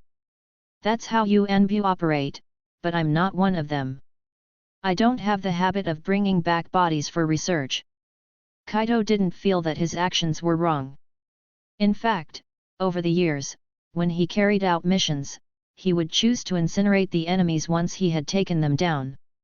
Although this approach may seem evil, bluntly speaking, it's a way to completely eliminate any traces. Kaido was well aware that there are techniques in this world that can revive the dead to continue fighting, and such techniques exist within Konoha. He didn't want to encounter individuals he had defeated coming back to life in the future, so he preferred to be cautious and reduce them to ashes. This way, he wouldn't have to worry about them in the future. You, my friend, really? Kaido's words caught Shisui off guard, but he quickly shook his head and let go of the issue. Instead, he looked at Kaido with a hint of curiosity. Just now, I saw you use the body replacement technique and fly up into the sky. Your flying speed was impressive, and your movements were extremely agile. When did you learn such a technique? Not too long ago. Kaido smiled faintly, then calmly replied. In fact, ever since I heard about the third Tsuchikage having the ability to fly, I started pondering on how to achieve it myself. He possesses Earth Release, and so do I. Therefore, I started studying how to make the body lighter through Earth Release, thus achieving the ability to fly. I was fortunate enough that, although it took a considerable amount of time and effort, I managed to accomplish it. Although Kaido's dance of the sky and Earth Release had no connection whatsoever, it didn't hinder him from using it as an excuse. Moreover, presenting it this way made it more convincing. After all, there was the example of Oniki, and Kaido himself carried the reputation of being a prodigy. Therefore, it was only natural for him to have achieved something significant through his research. As expected, upon hearing Kaido's words, Shisui nodded lightly and refrained from asking further questions. Every ninja has their own expertise, and they may even have some secret techniques that they wouldn't easily discuss with others. If someone keeps pushing for answers relentlessly, they can be treated as idiots or, in extreme cases, even as spies. I understand. Let's clean up the scene. Shisui looked at the bodies scattered on the ground and couldn't help but sigh before taking the lead and walking towards them. Kaido naturally followed along, but at the same time, he couldn't resist the urge to check his system interface. After eliminating Terra Lion, his system had provided him with some notifications, piquing his curiosity. Skill, True Evolution, 0/1. Activation condition, requires 100 strength fragments for activation. Strength fragments, special Jonin obtain 25, Chunin obtain 20, Genin obtain 10, regular enemies drop 1 to 5. Current acquired strength fragments, 85. Friendly reminder, ninja rank is unrelated to ninja strength. Please strive harder, host. When Kaido saw the information displayed on his system interface, he was completely stunned. He never expected to have so many strength fragments, which left him perplexed. He didn't have any double critical hit boosters, so there was no possibility of any multiplication of rewards. Moreover, he had only defeated Special Jonin Toroi, and by the time he turned to assist Shisui, Shisui had already taken down 2 enemies and was chasing after the last one. This situation left him somewhat helpless because even a Chunin or a Genin would have at least 10 to 20 strength fragments. Could it be that it's because of our team up with Shisui? And even if I didn't contribute to their defeat, it still counts as mine, so I received the strength fragments as well. Upon careful consideration, Kaido realized that there was indeed a possibility. 85 strength fragments meant the equivalent of 1 special Jonin and 3 Chunin. The numbers matched perfectly, which instantly filled Kaido with great joy. It meant that he only needed to defeat 1 more special Jonin or even just 1 Chunin to complete the mission. This is a real jackpot. If it weren't for Shisui joining me, I wouldn't have dared to confront these 4 guys head-on. Kaido's mood improved significantly at that moment. Although he was initially annoyed by having his kill stolen, taking down Tooi reassured him that he hadn't lost out. And now he realized that he had struck it big. This dramatic change naturally brought him immense happiness. However, it wasn't the time to celebrate just yet. Looking at the corpses scattered on the ground, Kaido couldn't help but sigh. The corpses of the Cloud Shinobi didn't concern him, he could even face them coldly. However, he found it difficult to accept the bodies of the civilians. Although civilian casualties were a common occurrence in ninja battles, the Cloud Shinobi had slaughtered the entire village just to deal with a rogue ninja. This kind of act was no different from the savagery of the Uchiha. Kaido felt justified in eliminating them, and their deaths were well deserved. Silently, he and Shisui gathered the bodies from the entire village. In the end, they used fire release to give them a collective burial. The roaring flames ignited the entire village, and dark billowing smoke rose slowly in the night sky, accompanied by the flickering of firelight. Kaido and Shisui stood in the distance, silently watching it all, their shadows elongated by the flickering flames. However, in the midst of the roaring inferno, when the fire burned most fiercely, Shisui suddenly broke the somewhat oppressive silence. Kaido, why do you think there are so many wars? Chapter 12, Chapter 12. Why are there so many wars? In fact, this question is really quite easy to answer. At least for Kaido, it's not a particularly difficult question. However, for the people of this world, it might not be such a simple matter. Having experienced the end of the Third Great Ninja War, he was well aware of how naive and ridiculous the contemporary ninjas' understanding of war was. To about 90% of the ninja, the primary cause of war was hatred. Hatred, born from various reasons, fueled the outbreak of wars. Even someone like Jiraiya understood it in this way. It was perhaps this trend that gave rise to a preposterous idea in his mind. As long as people can understand and communicate with each other, hatred can be eliminated, and even wars can be eradicated. Actually, the idea is not entirely incorrect in the first half. Understanding between people can indeed diminish hatred. However, the mistake lies in believing that it can eliminate wars. Wars have never been solely born out of hatred, even if it may be a contributing factor to some extent. It is by no means the primary cause. War is a heavy topic, Shisui. Perhaps due to the somber atmosphere, Kaido's voice sounded a bit subdued. His gaze remained fixed on the flames ahead, and suddenly he spoke up, asking, "In your opinion, what is the root cause of war, or why do wars occur?" Well, Shisui appeared hesitant, as he was more interested in hearing Kaido's interpretation. In his eyes, Kaido was someone who stood at a higher level with a broader perspective.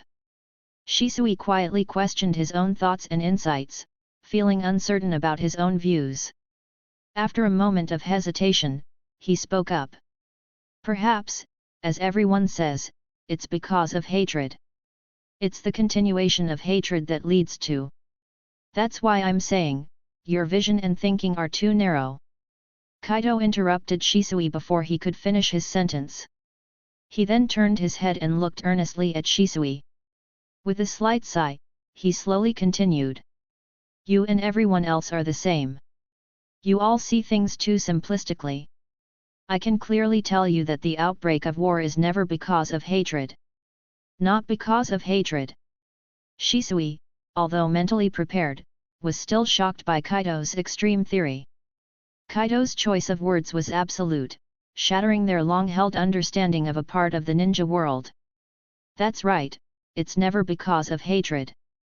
Hatred has always been nothing more than an excuse. Kaido earnestly nodded at Shisui.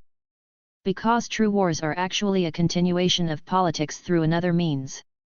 Politics, continuation. Shisui murmured those words silently. He didn't fully grasp the meaning of those words, but it seemed like he understood something. That's right, wars arise under certain political circumstances, and are driven by certain political motives. Kaido didn't let Shisui dwell on it for too long and directly spoke up. Simply put, war is just a part of political interaction, and by no means an independent entity. While personal conflicts between individuals may involve elements of hatred, when it comes to a war between nations or ninja villages, it's certainly not about personal hatred. The outbreak of war is actually the result of different villages' leaders pursuing their own village's interests or their own personal interests through extreme means.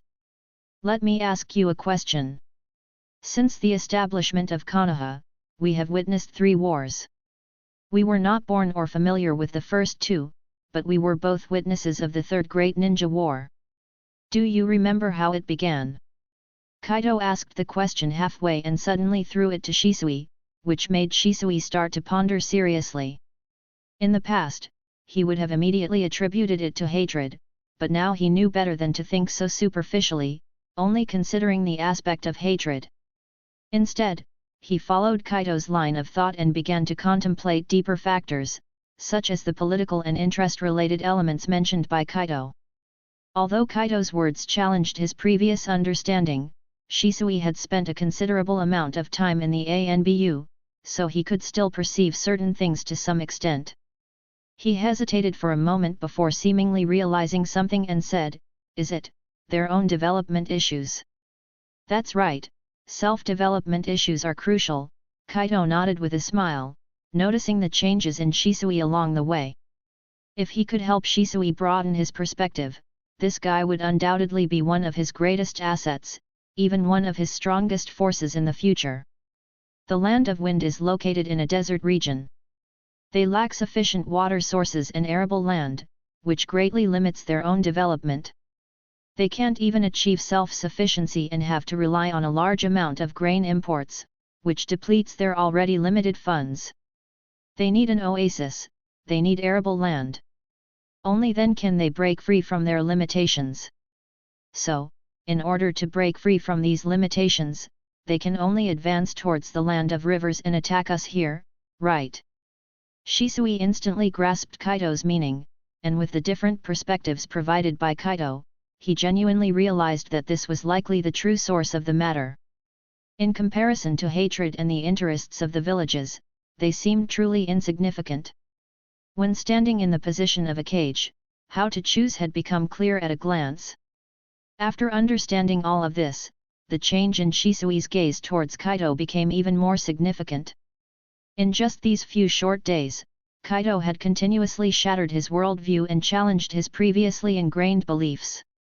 However, this kind of breakthrough did not lead Shisui astray.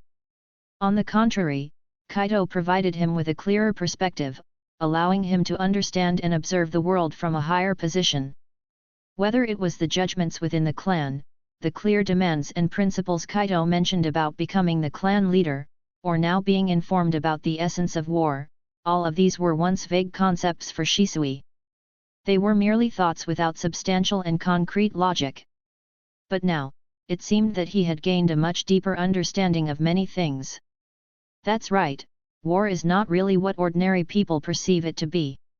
In fact, what we see is probably just what others want us to see. At that moment, Kaido wore a smile on his face. He patted Shisui's shoulder and spoke with earnestness. That's why we must think carefully before taking action, and we must see through appearances to understand the essence.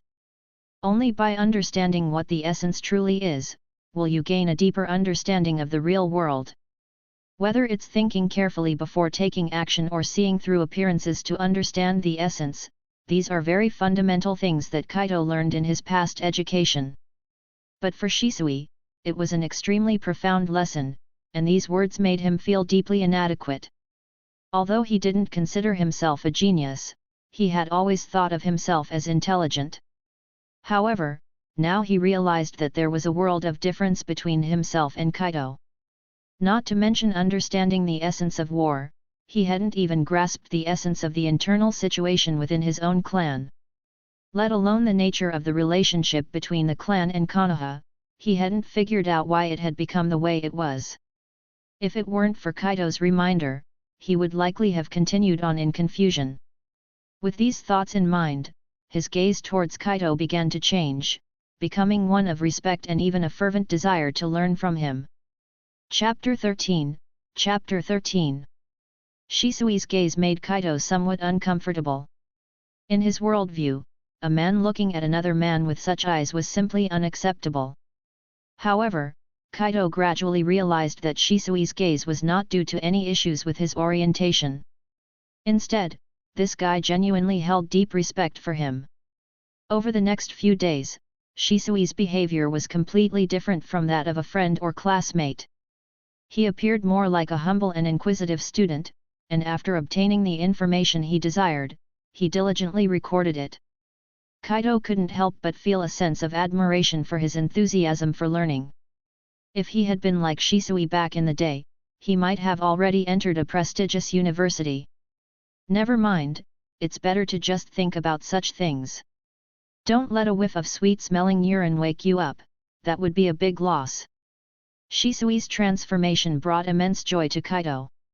Although discussing Marxism and other ideologies might not be suitable in this world, there were still many other things he could talk about with Shisui. He truly appreciated the education he received in his past life because he realized that this world had no such thing as political education.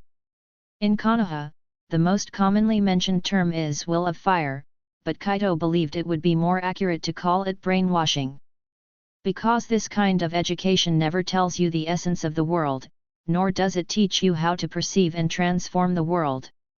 It also never informs or guides you about conflicting concepts, leaving you unaware of the object of your own contradictions. They only tell you to be loyal to the village, loyal to the Hokage, and talk about the will of fire, and that's where it ends.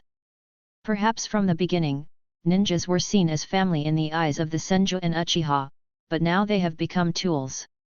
The concept of ninjas being tools has always circulated within the village, and it has even been prevalent. Kakashi once became a ninja who was treated like a tool, and under Danzo Shimura, his definition of ninjas was completely aligned with being a tool. Actually, upon closer examination, there is nothing wrong with it. A tool without self-will is indeed much easier to control than someone who understands everything. Are you sure about this location? Making stops along the way, Kaido and Shisui traveled from the land of hot springs to the eastern coast, where they could take a boat directly to the land of waves. However, it was evident that their destination was not the land of waves. Their destination was a small village on the coastline, at the border of the land of hot springs. Their current target was Rega, one of the members of the former Mist Seven Swordsmen, who had now chosen to betray them. Kaido was actually quite eager to go after Zabuza Mamakai, but unfortunately, Zabuza had not yet defected. The executioner's blade was still in the hands of Shivuki, and Itaki Uchiha had not joined Shivuki in fleeing to the hidden mist village. Therefore, Kaido had to give up on the idea of Zabuza and instead set his sights on his former comrade. According to the intelligence, Rega had entered the land of hot springs from the land of waves, and the place he had entered happened to fall under the jurisdiction of Konoha. Small nations were always unfortunate in this way. They became the battlegrounds for the major shinobi villages during times of war. In times of peace, they are divided into different spheres of influence by the major nations based on geographical factors. So it's not surprising that Rega ended up in the land of hot springs, within the sphere of influence of Konoha, and was discovered. Yes, according to the ANBU's intelligence, his last sighting was here. It seems like he has the same intention as the previous individual, wanting to take control of a village in this area. After carefully observing the surroundings, Shisui confirmed the question raised by Kaido. Yet again, they want to take over a village. What are these guys thinking? Although Kaido, having read the original work, knew that Rega seemed to indeed have such intentions, he couldn't help but make a sarcastic comment. That small village, can it really develop into the scale of a ninja village? That's just wishful thinking, isn't it? Who knows? Shisui shook his head, then curiously asked, should we set off now or wait until tomorrow? The sun had already set, and a silver moon towered amidst the clouds. Undertaking a mission at this time wasn't entirely out of the question. In fact, for some ninja, executing a mission at this hour might even yield better results. However, after contemplating for a moment, Kaido gently shook his head and dismissed the proposal outright. We've been traveling all the way here, and we need some rest. Besides, you still have plenty of vacation time left, so there's no rush at the moment. Well, indeed, there's no rush. Taking a break to restore our condition is a wise move. Shisui, who had been eager to get going, now readily agreed to the idea of resting. This change in attitude from him left Kaido somewhat bemused, but regardless, it was a good thing. After all, it was a display of trust from Shisui towards him. No, now it couldn't be simply described as trust when it came to Shisui's view of Kaido. Kaido believed that if he were to truly go after Uchiha Fugaku, Shisui would be the first one to lend a hand. Speaking of which, Kaido, what do you plan to do after returning to the clan? After setting up a simple campfire in the forest and catching a wild rabbit for dinner, Shisui spoke up again, asking Kaido about his intentions. Although you already have some plans, I'm still curious about the specifics. You should tell me about it, so I can be prepared as well. Just how long have you rested before getting back into it? Kaido smiled and shook his head in response to Shisui's question. However, Kaido was pleased with his words because he had already expressed his viewpoint.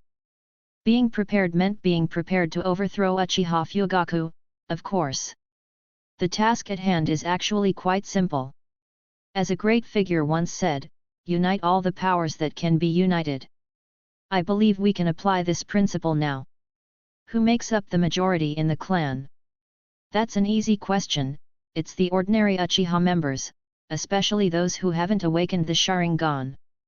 Although they possess the least power and have the least presence or influence, they are the true majority within the Uchiha clan. Let me ask you a question, where does authority come from? Is it from the clan head, the elders, or the majority of ordinary people within the clan? Well. Shisui hesitated for a moment, then furrowed his brow and replied, it comes from the clan head and the elders, right? I told you recently to see through appearances and understand the essence, not to be misled by your preconceived experiences. Kaido let out a sigh, then spoke earnestly. Always remember, within the mechanism of power, the clan head and the elders are the ones who exercise power. They are the superiors.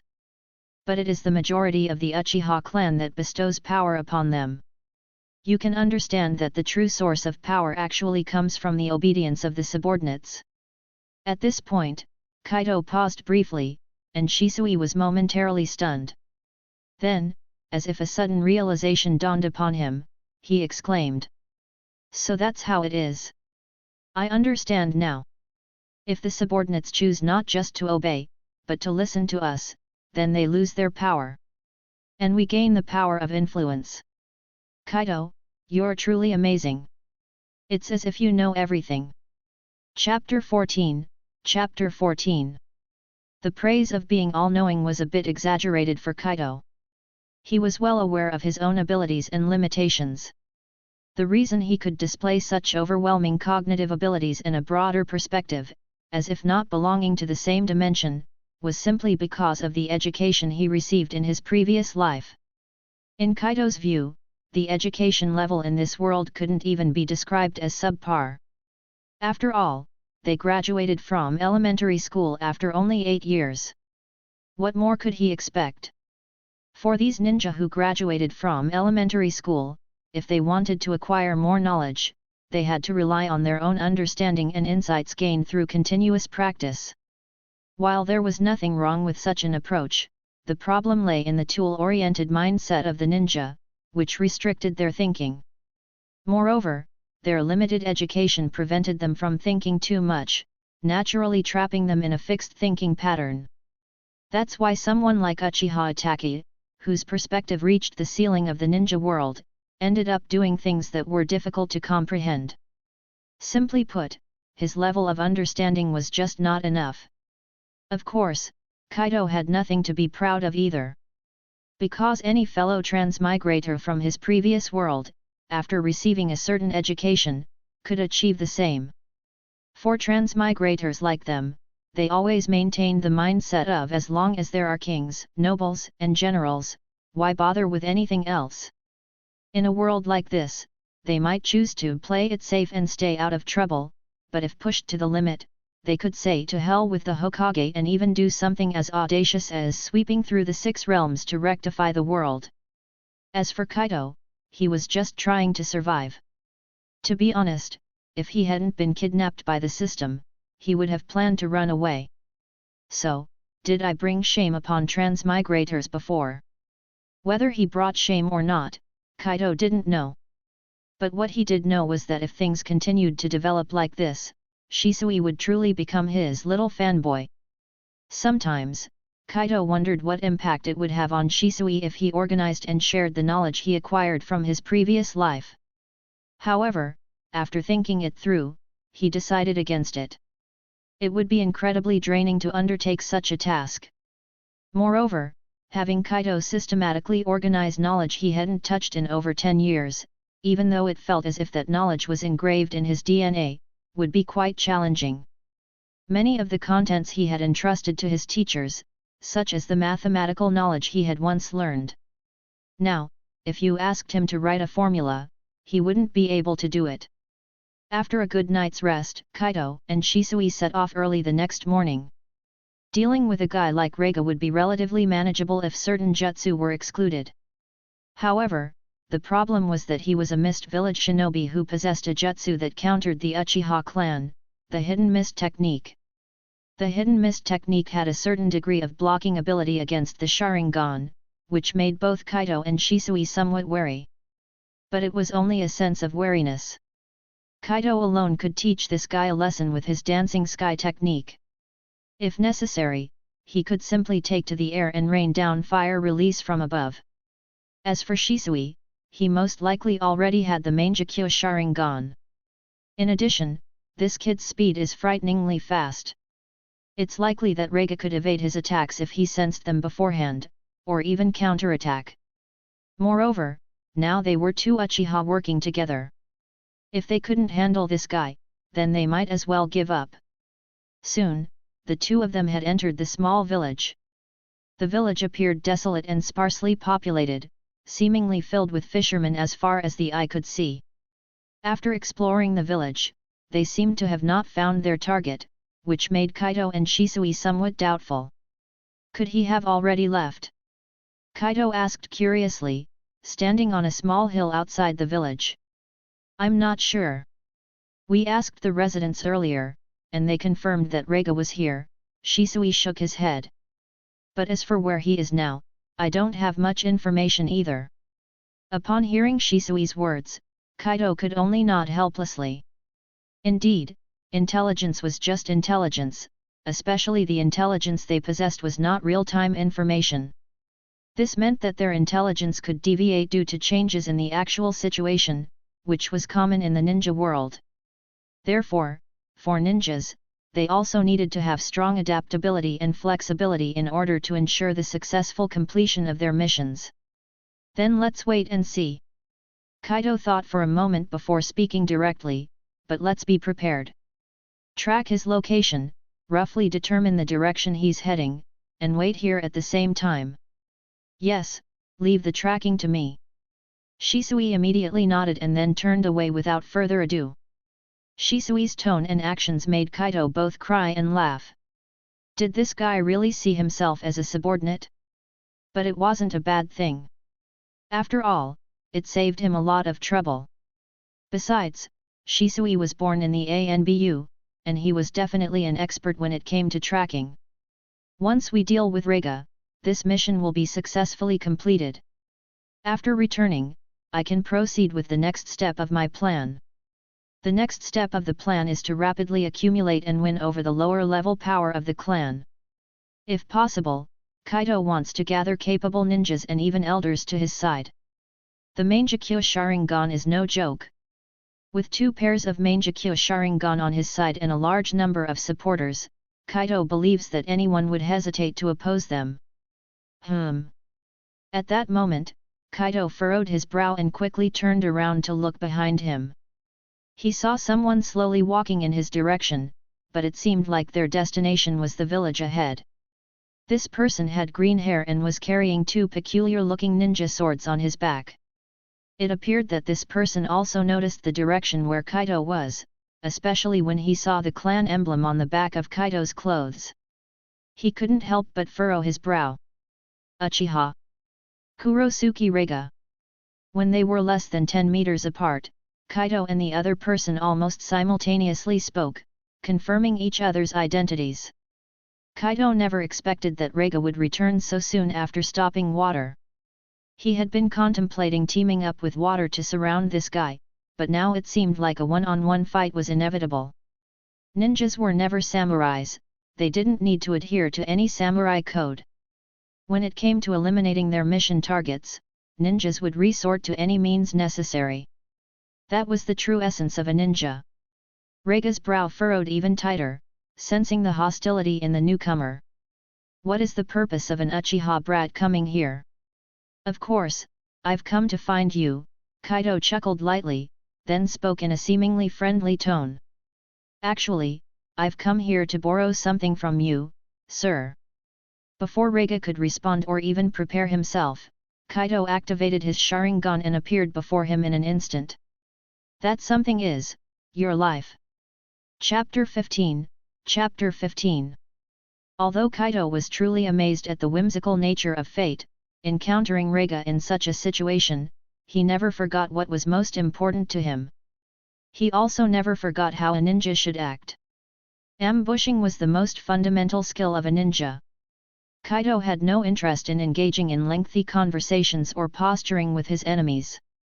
If he had to speak, it was only to divert their attention, seizing the opportunity to strike.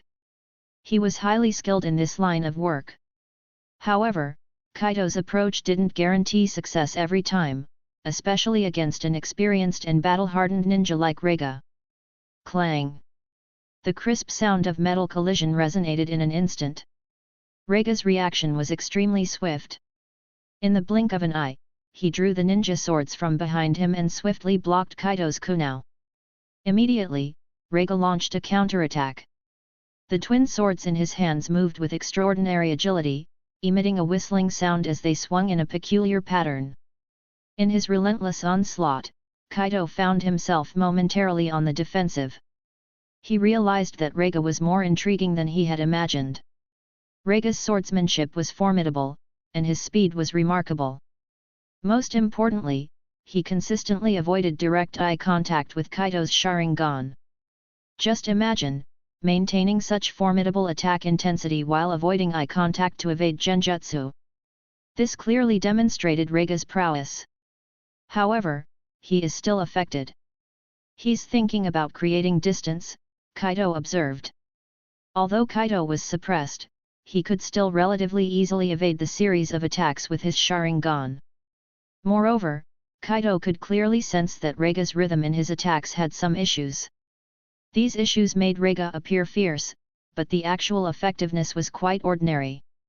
In this situation, Rega naturally didn't want to engage in close combat with Kaido. By creating distance, he could utilize various jutsu at his disposal. Whether it was his weapon-specific jutsu or the mist shadow jutsu that countered the Sharingan. As expected, amidst the fierce clashes of their weapons once again, Reiga decisively seized the opportunity while Kaido evaded and swiftly created distance between them. Although his expression appeared somewhat solemn, his tone was filled with a mocking undertone. Do you think you're qualified to take my life? Even though I defected from Kirigakure, it doesn't mean you can easily control me. Indeed, Reiga, your swordsmanship is undoubtedly formidable. Kaido steadied himself and gazed at Reiga with a smile. Whether I am qualified or not will be determined in battle. And as a rogue ninja, didn't Reiga anticipate this day would come? As a rogue ninja, of course, I knew the fate that awaited me. However, I never expected it would be a shinobi from Konoha who would come for me. In that moment, Reiga suddenly burst into laughter while simultaneously swiftly forming hand seals. But I'm in luck, aren't I? Even though I don't know where your teammate is, currently it's just you, and an Uchiha at that. Haven't your elders taught you that an Uchiha shinobi should be cautious when facing a mist ninja? As he spoke, Reiga's jutsu had already been prepared. Chakra surged within him, and in an instant, mist enveloped the surroundings. Clearly, it was the misty shadow technique. Faced with the threat of the Sharingan, Reiga didn't hesitate to unleash this jutsu. I admit, the misty shadow technique does have a certain restraining effect on the Sharingan, especially when you inject such a large amount of chakra. Kaido witnessed this scene without a trace of panic, instead revealing a faint smile. This smile made Reiga feel somewhat uneasy. However, Kaido didn't give Reiga any chance to react. Chakra burst forth from his body, and he began to float in the air. So, let me ask you a question. How large of an area can your misty shadow technique cover? As he spoke, Kaido flew directly into the sky. He stood high above, looking down on Reiga with a disdainful expression on his face. The range that the misty shadow technique can cover depends on the amount of chakra he puts into it. However, as a shinobi, it's impossible to easily gamble with a large amount of chakra just to trap a single enemy, unless one has absolute certainty. Reiga was a normal shinobi, and he wouldn't do such a thing. Moreover, he was now incredibly frustrated because he never expected that this Uchiha would be able to fly. Flight ninjutsu, hey? What a hassle! Reiga cursed inwardly, but he didn't immediately dispel the misty shadow technique. He wanted to see how long Kaido could sustain his flight and at what height he could reach. If Kaido couldn't fly for long or couldn't reach a high altitude, then Reiga could use that to his advantage or escape. However, Kaido didn't give him any time for testing or planning. Without any hesitation, Kaido formed hand seals in mid-air, ignoring Reiga's presence and polite demeanor. Chakra surged vigorously within Kaido's body, and suddenly, the air around him became scorching hot. Fire release, Great Dragon Fire Technique. Accompanied by a roaring sound that reached the sky, a colossal fire dragon erupted from Kaido's mouth. The dragon coiled in the air before fiercely diving towards the ground. Seeing this scene, Reiga's expression slightly changed, and he immediately turned around to evade the massive fire dragon. At the same time, he increased the density of the mist. He painfully realized that if he didn't do this, that damn Uchiha would lock onto him from the sky and relentlessly bombard him with ninjutsu. Boom! The roaring flame dragon collided with the ground, creating an enormous explosion that reverberated across the plains. The white mist was tinged with the glow of fire, taking on an orange hue in that moment. In that moment, Reiga appeared somewhat disheveled. Although the raging flames hadn't directly touched him, he could feel the intense heat. The power of that fire dragon was no joke. Damn guy, can flying ninjutsu and fire release be combined like this? Reiga cursed inwardly, then looked up towards the sky through the dense mist. However, his expression became incredibly grim at that moment. He painfully realized that his attempt to hide within the thick fog had been utterly useless. That cursed Uchiha didn't pay any attention to the mist at all. He saw the Uchiha gathering chakra once again, and then rapidly forming hand seals. Fire release, Phoenix Sage Fire Technique. Flames resembling phoenix flower seeds burst forth from the mouth of Kaido, spreading in all directions and directly engulfing the thick mist. Under the control of his chakra, these flames had an incredibly wide coverage, unabashedly enveloping the entire range of the mist concealment technique.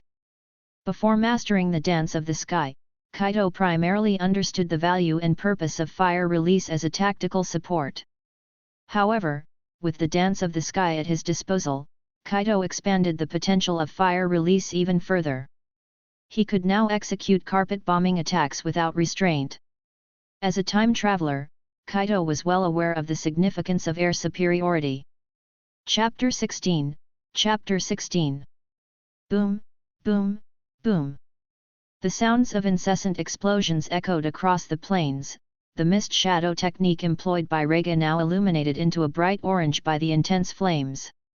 The scorching flames made the mist denser, but it was clear that the thick fog was no longer a place one could stay.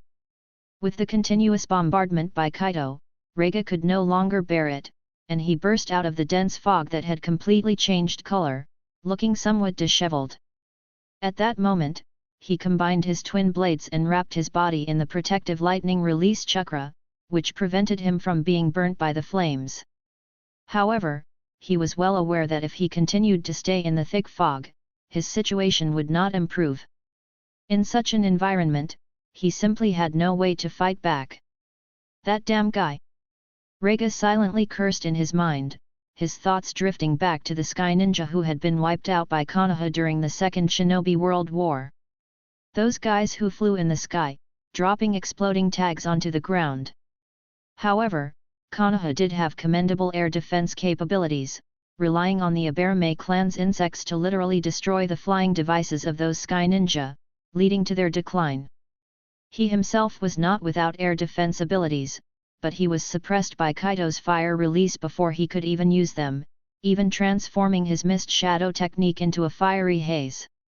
This directly deprived him of the possibility of hiding. Staying in there could potentially lead to severe burns, even the chance of being suffocated by the smoke was not impossible. Oh, the rat has come out. Kaido, hovering in the sky, couldn't help but chuckle at the sight of Rega's disheveled state. Yet, there was not the slightest pause in his hand movements.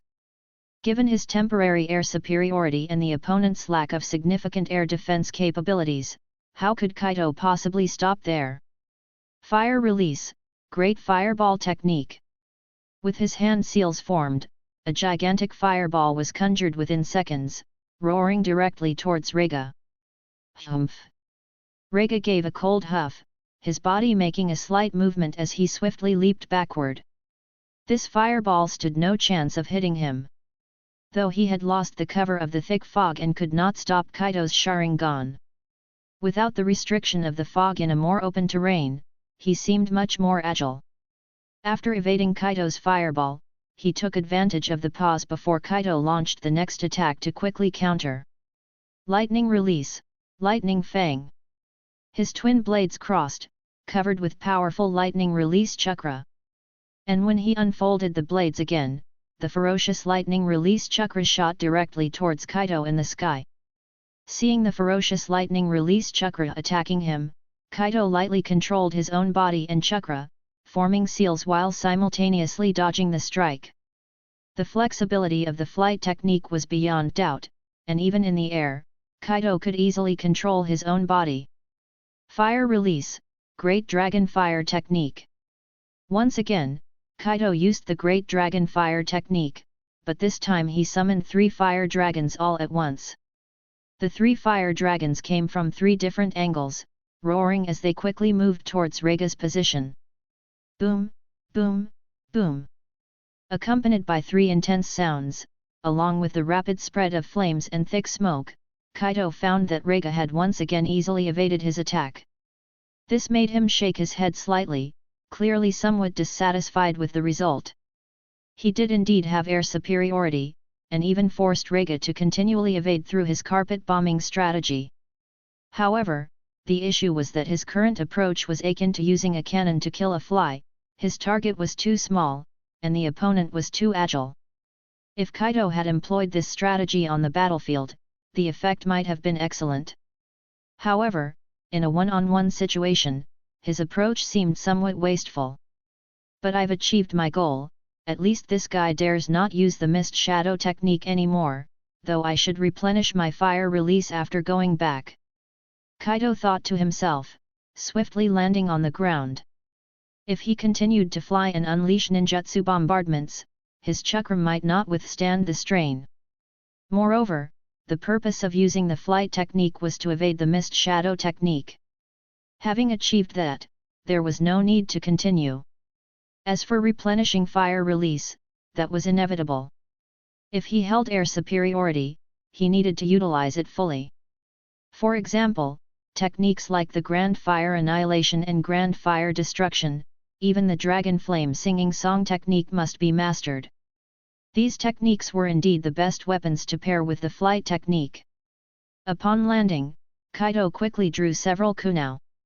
However, just then, a giant dragon flashing with lightning and constantly rotating came rushing crazily towards Kaido.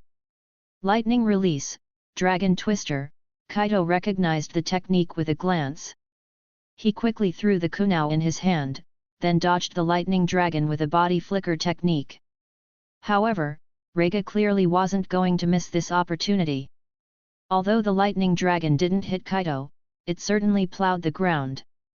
Such plowing also divided the flames left by Kaido on the ground, giving Reiga a larger space to maneuver. In a blink of an eye, he was in front of Kaido. Die! Reiga roared, his two ninja swords brimming with vigorous lightning release chakra, stabbing fiercely towards Kaido. Clink! Kaido's Sharingan eyes spun slightly, and in an instant, two more kunai appeared in his hands. With the aid of the Sharingan, he accurately blocked Reiga's ninja swords. The harsh sound of metal collision echoed, but a smile appeared on Reiga's face, because in the next moment, lightning release had been transferred to Kaido through the kunai. Amidst the surging current, Kaido's body began to glow, the lightning release chakra quickly covering his entire body. Kunai conduct electricity, don't tell me you didn't know that. Reiga said with a touch of pride, but soon the smug look on his face froze. Because the Kaido in front of him, with a pop, turned into a cloud of smoke, leaving only two kunai falling to the ground. Shadow clone?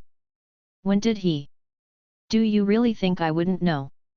Just then, Kaido's voice came from another direction, accompanied by the sound of tearing through the air and the slightly harsh noise of metal impact. Reiga immediately became extremely alert. He promptly turned and leapt backward, understanding from the sounds that this was the unique throwing technique of the Uchiha clan. Thud, thud, thud, thud. His movements were fast and concise, in quick evasion and dodging, the falling kunai from the sky all landed beside him, sticking straight into the ground. But not a single kunai managed to strike him directly. Seeing this, Reiga let out a slight sigh of relief, but just then, Kaido's voice came through once again. You've already lost, Reiga. Kaido slowly emerged from the shadows of the flames, his crimson eyes were particularly chilling. I've lost. Hearing Kaido, Reiga couldn't help but reveal a ferocious smirk. Kid, you really know how to bluff. Whether it's bluffing or not, you'll find out soon enough. Kaido chuckled lightly, not paying mind to Reiga's expression. You dodged quite gracefully, but do you know that I never intended to finish you off with kunai in the first place? While speaking, Kaido had already started forming hand signs. His audacious approach of forming signs directly in front of Reiga instantly gave Reiga a glimpse of opportunity. However, just as Reiga was about to lift his ninja blades to counterattack, he was stunned to find a trace of pain appearing in his body at that moment, and he suddenly couldn't make any significant movements. Looking down slightly, only then did he realize that his body was, at some unknown point, entwined with nearly invisible thin wires. And these wires were attached to the scattered kunai all over the place, all leading back to Kaido. You! Reiga's face turned ghastly. He didn't anticipate this scene at all, and then he started struggling desperately. Don't forget, I'm an Uchiha. However, Kaido didn't give him a chance. As his chakra burst forth, his jutsu was already complete. Fire release, Dragon Fire Technique. Chapter 17. Chapter 17. The steel wire used by Kaido is a unique product of the Uchiha clan. This kind of wire is not only tough but also hard to detect. Moreover, the function of this steel wire is not only to lock the enemy, but it is also a great weapon in combination with the Uchiha clan's fire jutsu. As the fire dragon jutsu traveled along the steel wires laid out by Kaido, rushing towards Rega's pale face was reflected in an extremely bright red by the blazing flames. He struggled to break free from the binding on his body, even many of the wires were already torn off by him disregarding the injury, but the speed of the fire jutsu was much faster than him.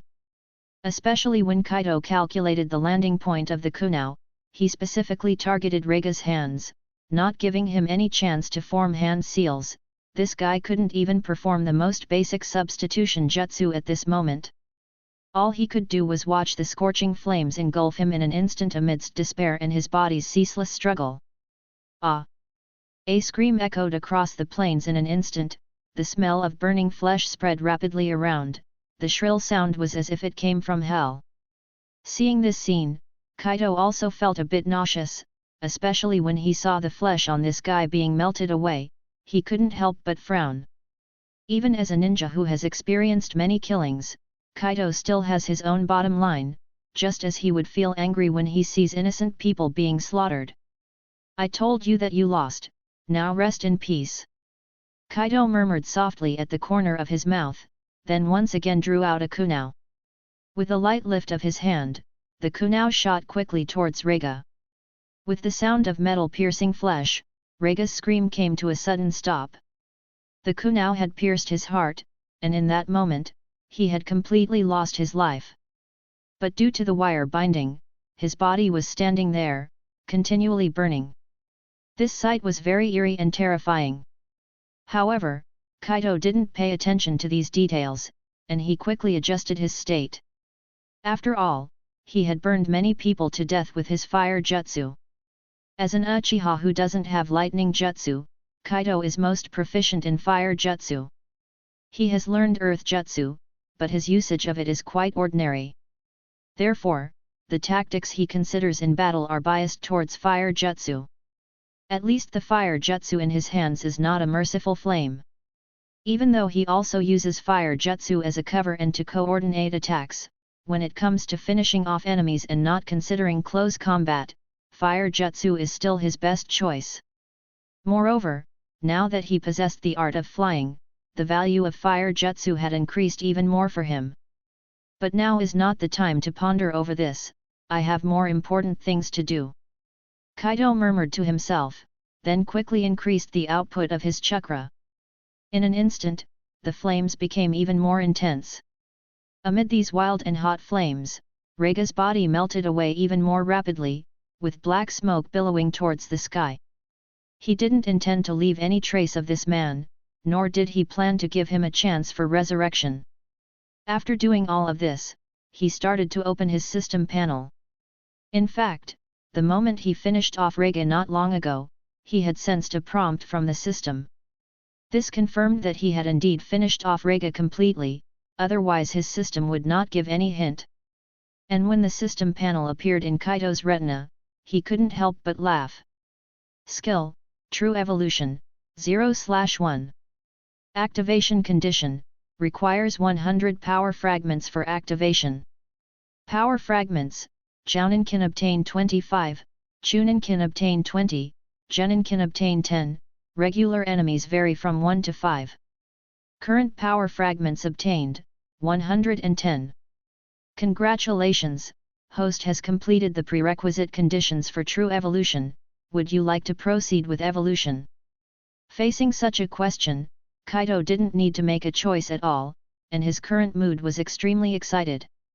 The Mangekyo Sharingan, those eyes that he has yearned for in his dreams, he can finally obtain them. With these eyes, he can have an advantageous position in the future's complex and unpredictable environment. With these eyes, he can have the capability to defend himself in upcoming crises. More importantly, with these eyes, Kaido can have a broader scope of development within his clan. The dark cloud of clan annihilation has always loomed over his head. Although he knows that without Shisui's death, there would be no fuse for the coup, nor would there be an opportunity for Itaki Uchiha to awaken the Mangekyo. But the relationship between Konoha and the Uchiha is evident. Even if it isn't Itaki Uchiha, others might be forced to do these deeds. Even bypassing the Uchiha is not impossible.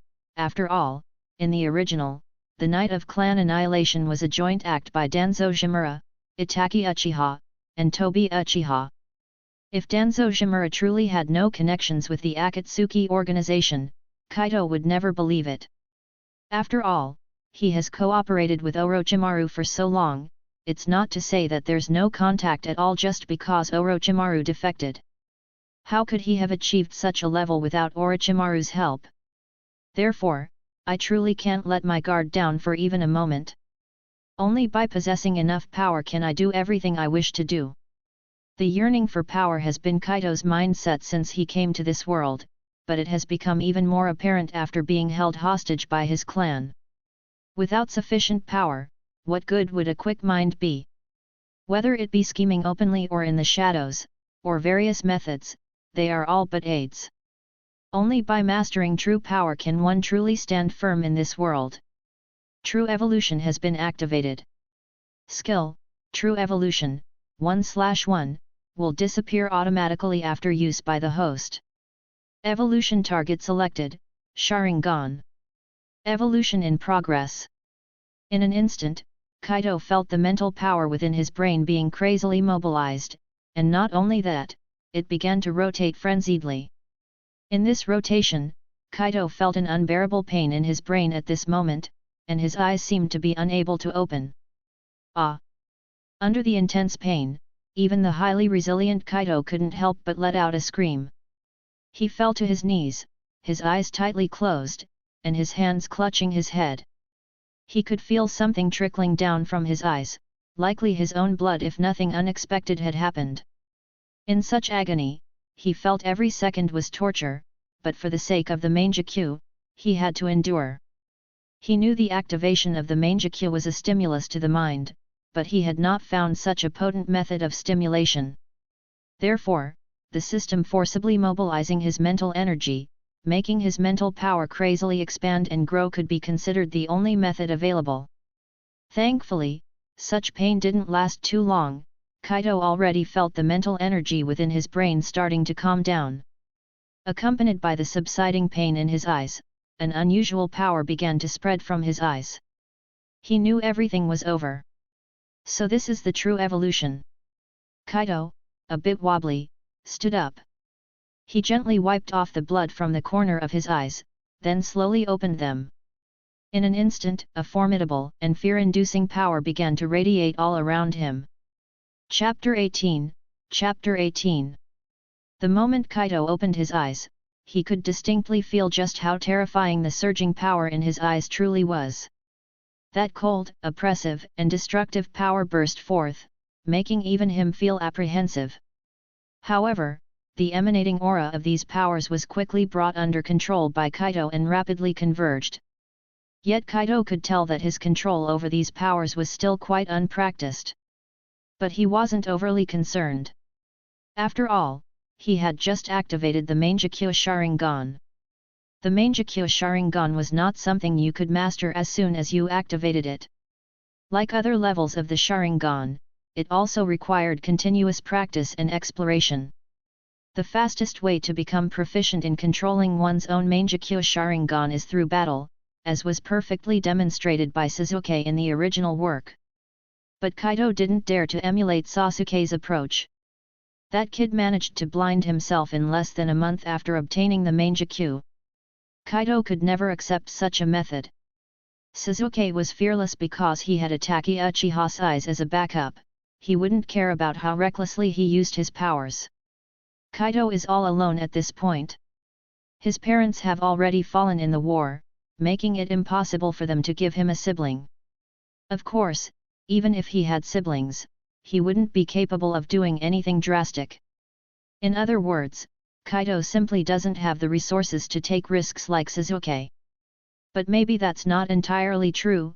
After all, I have this system. Perhaps I could draw something that could restore my powers, Kaido muttered to himself.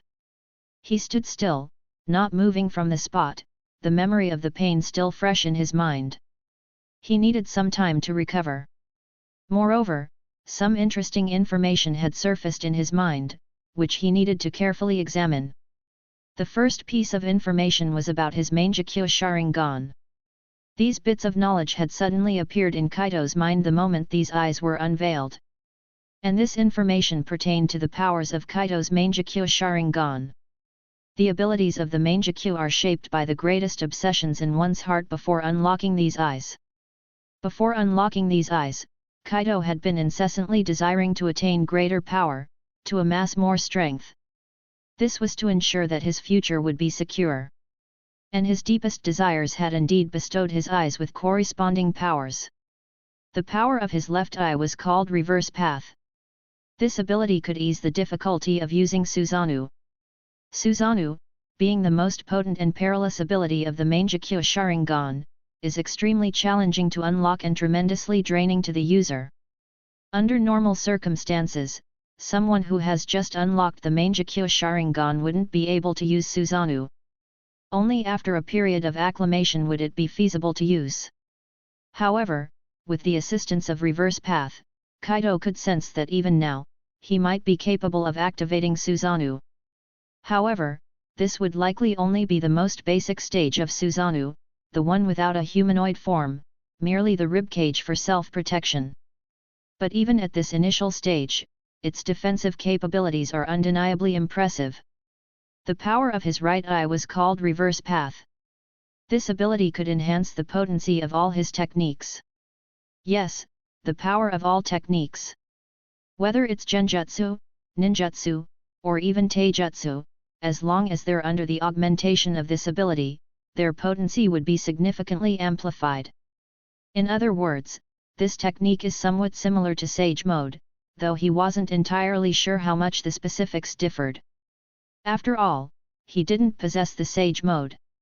These two abilities truly enhance power to the extreme, but why does it feel like they are Uchiha Madara's abilities? After carefully feeling the power brought about by his juvenile force, Kaido's expression turned somewhat odd. In the original works, Uchiha Madara's juvenile techniques abilities weren't explicitly explained, but the impression Uchiha Madara left on the world could be summed up in one word: powerful. A powerful offensive capability, formidable ninjutsu ability, and that overwhelmingly potent Susanoo. No matter when or where, his mere presence suffices to generate an unparalleled sense of pressure, enabling people to easily perceive his power. But beneath his tremendous abilities, the techniques he primarily employs are quite conventional, the only juvenile technique he uses being Susanoo. This indeed made Kaido wonder if Uchiha Madara's Mangekyo Sharingan abilities were essentially just these two. One is to reduce the usage limitations of Susanoo. That fellow managed to bring Susanoo nearly to its highest level even without the eternal Mangekyo Sharingan. The other one is naturally the amplification of his own abilities in all aspects.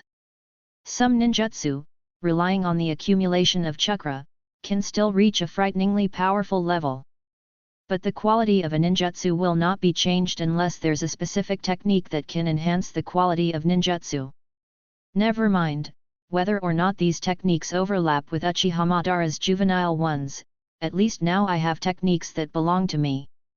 And these two techniques are incredibly useful to me. Although Kaido didn't receive anything flashy like Kamui or Amaterasu, the abilities he obtained were very practical, leaving him tremendously satisfied. As for the second piece of information, it was about the system. After Kaido completed the true evolution, his system had given a prompt, which he hadn't yet taken a look at. Congratulations to the host for acquiring the Mangekyo Sharingan. Mangekyo Sharingan is a pair of powerful eyes. With these eyes, the host can better salvage the disintegrating family. Congratulations to the host for significantly improving your strength by awakening the Mangekyo Sharingan, and receiving 1,000 points. Current binding, Uchiha clan. Current status, extremely poor, the family is in a state of severe internal strife, and there are villains lurking around. Prosperity, 10,848, the base prosperity of a normal family is 10,000. Note, although the prosperity exceeds the normal standard, it is due to the individual strength of the host and Shisui, which is unstable. Suggestion: end the family's state of division as soon as possible, stabilize the internal environment of the family, and unite the people who can unite to face the difficulties together. Congratulations to the host for receiving 1,000 points and an opportunity to select an ability. Sword Technique Water Bird Dance. The sword technique altered from a water swordsman's, agile like a water bird. And can control wind. Wind release affinity can be obtained through the skill if not present. Earth Release Granite Shield, can use Earth Release to construct a chakra defensive shield to offset damage once. Earth Release affinity can be obtained through the skill if not present. Water Release Walk on Waves. In water, you and your teammates will gain extremely high movement speed. Water Release affinity can be obtained through the skill if not present. Looking at this series of system prompts, Kaido felt somewhat bewildered but also increasingly elated inside. So, reaching the Mangekyo level awards 1,000 points. While Kaido felt this was a bit scanty, considering the system even has a rule like 1 jonin is equal to 2.5 chunin, he reckoned it wasn't too bad. Moreover, this gave Kaido a hint. The system awarded him 1,000 points when he had basically dealt with Shisui. Did this indicate that Shisui had also reached the Mangekyo level? At this thought, Kaido became even more delighted as this boosted his confidence even further. However, at that moment, Kaido seemed to sense something. Turning his head, he saw Shisui running towards him. He also noticed Shisui's slightly tense expression, which soon turned somewhat vacant. Chapter 19, Chapter 19. I must go faster. Shisui hastily rushed towards Kaido's location, deeply regretting why he had decided to separate from him.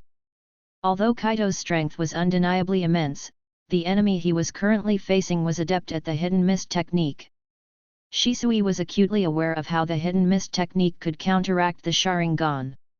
During his years in ANBU, he had plenty of encounters with shinobi of the hidden mist. Despite earning a notorious reputation, to the point that even the ANBU member called Ao from the Hidden Mist village would steer clear of him, this did not mean Shisui considered mist shinobi easy to deal with. Especially when fighting against mist shinobi, he noticed something: their ninja skill level was genuinely high, and they were truly indifferent to life and death during missions. Shisui had even heard that these mist shinobi were watched by a specialized ANBU during their assignments, who would eliminate anyone potentially leaking information if the mission went awry. Facing such ruthlessly bloody and highly skilled ninjas, one of whom was a former member of the 7 ninja swordsmen of the mist, it was impossible for Shisui not to worry. Boom! Boom! Boom! Explosions continued to echo, making Shisui increasingly anxious, particularly when he found his path blocked by flames. He was growing frantic. He didn't know water release to extinguish these flames, which meant he had to find a way around, taking up more precious time. Kaido, you better not get into any trouble. Shisui was incredibly anxious. He accelerated and dashed in a different direction. His speed was phenomenal, and in just a few short minutes, he had reached the epicenter of the blaze. What met his gaze, though, was a bizarre figure, arms extended like wings, engulfed by intense flames. The sight of this figure made Shisui's eyes narrow. Only when he noticed another figure standing beside this peculiar form did he let out a slight sigh of relief. He recognized the figure: it was Kaido. And the scene in front of him made it clear: Kaido had won this battle. It seems I underestimated Kaido. Shisui mumbled quietly to himself. He then started to approach Kaido. However, the next moment, Kaido suddenly turned around. At this turn, Shisui was stunned. Because he clearly saw, within Kaido's crimson eyes, a strange triangular pattern slowly rotating. That's Mangekyo. In that instant, Shisui recognized the pattern in Kaido's eyes for what it truly was. And in that same instant, he knew he had underestimated Kaido all along. The Mangekyo Sharingan, the most potent eyes in the family. He knew the extent of suffering required to awaken such eyes. And he knew how powerful such eyes could become at their peak because he himself had a pair. Shisui quickly suppressed his shock and astonishment. He had these eyes too, after all. Even in his surprise and awe, he could bring himself back to reality. But, when did Kaido get such eyes? But he couldn't help but start pondering in his heart. However, as soon as he began to think, he quickly shook his head to break off this train of thought. After all, who didn't have some secrets? Even Shisui's Mangekyo was known to only a few, even within his family. But after learning that Kaido had the Mangekyo Sharingan, Shisui's heart underwent a quiet transformation. Perhaps he has had these eyes for a while. After all, it's genuinely difficult to resist the clan's head elder without power as a foundation. Moreover, having such strength, such far-sighted vision, such clear logic, he's practically the perfect clan leader. At this moment, upon seeing Kaido's Mangekyo, Shisui had thoroughly confirmed that Kaido was the best choice. A leader with power, vision, and foresight, who knew the root of the problems within the clan, the village, and even the shinobi world. Who else could be more suitable to be the clan leader than someone like this? Not to mention just a clan leader, Shisui believed that Kaido would have no problem even if he were to become the Hokage. Shisui, hey? You're back. Seeing that it was Shisui who had arrived, Kaido couldn't help but hide his Mangekyo Sharingan and said with a smile. Don't worry, this guy has been dealt with. It seems our mission is complete. Hey? Oh. Shisui's mind was still pondering other things, but he quickly snapped back to reality at Kaido's voice. Indeed, it seems our mission is complete. Throughout the conversation, Shisui continued to stare blankly at Kaido, and the change in his eyes made Kaido feel a bit uneasy. This look was even more excessive than the one a few days ago, and Kaido was somewhat overwhelmed. However, Kaido did know that this youngster might have made such an expression after seeing his Mangekyo, right? The truth about the Mangekyo Sharingan was something that Kaido never intended to hide. Of course, the main reason for this was that he knew it was impossible to keep this a secret. Since he had decided to resist Uchiha Fugaku and the others, he naturally needed to have some confidence. Displaying his Mangekyo was the best way to show that confidence. The clan members would not readily follow you to risk their lives, to challenge the existing system, or even to confront their clan leader for a vague reason. After conveying your ideas and reasons to them, you also need to assure them that you have the confidence, the ability, and the strength to carry them out. Kaido's intense desire for the Mangekyo Sharingan after his abduction by the clan was not just to prepare for everything that might occur on the future night of clan annihilation. It was also meant to instill confidence in all those who would follow him in the future, a confidence that assures them that following him will at least not lead to significant trouble. The Mangekyo Sharingan is the greatest assurance for all clan members. Even if they do not fully understand this, the superiority of the Mangekyo over the ordinary Sharingan will make it clear to them. Although Shisui also possesses the Mangekyo, and Kaido could rely on Shisui to accomplish everything, how could relying on others be as reliable as relying on oneself? Moreover, compared to the intimidation of one pair of Mangekyo, how could that possibly measure up to two pairs? Alright, we can talk about any issues later. Kaido was in a great mood at the moment.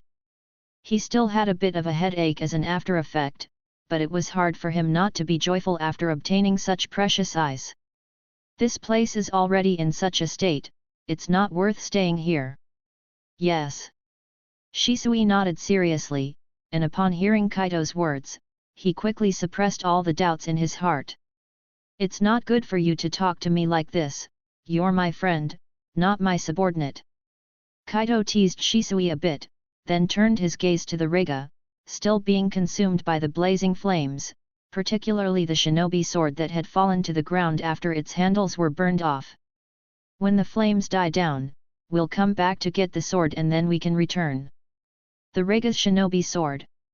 Shisui also directed his gaze at the two swords, then he nodded, indeed, they are fine blades, we can hand them over to the village when we return.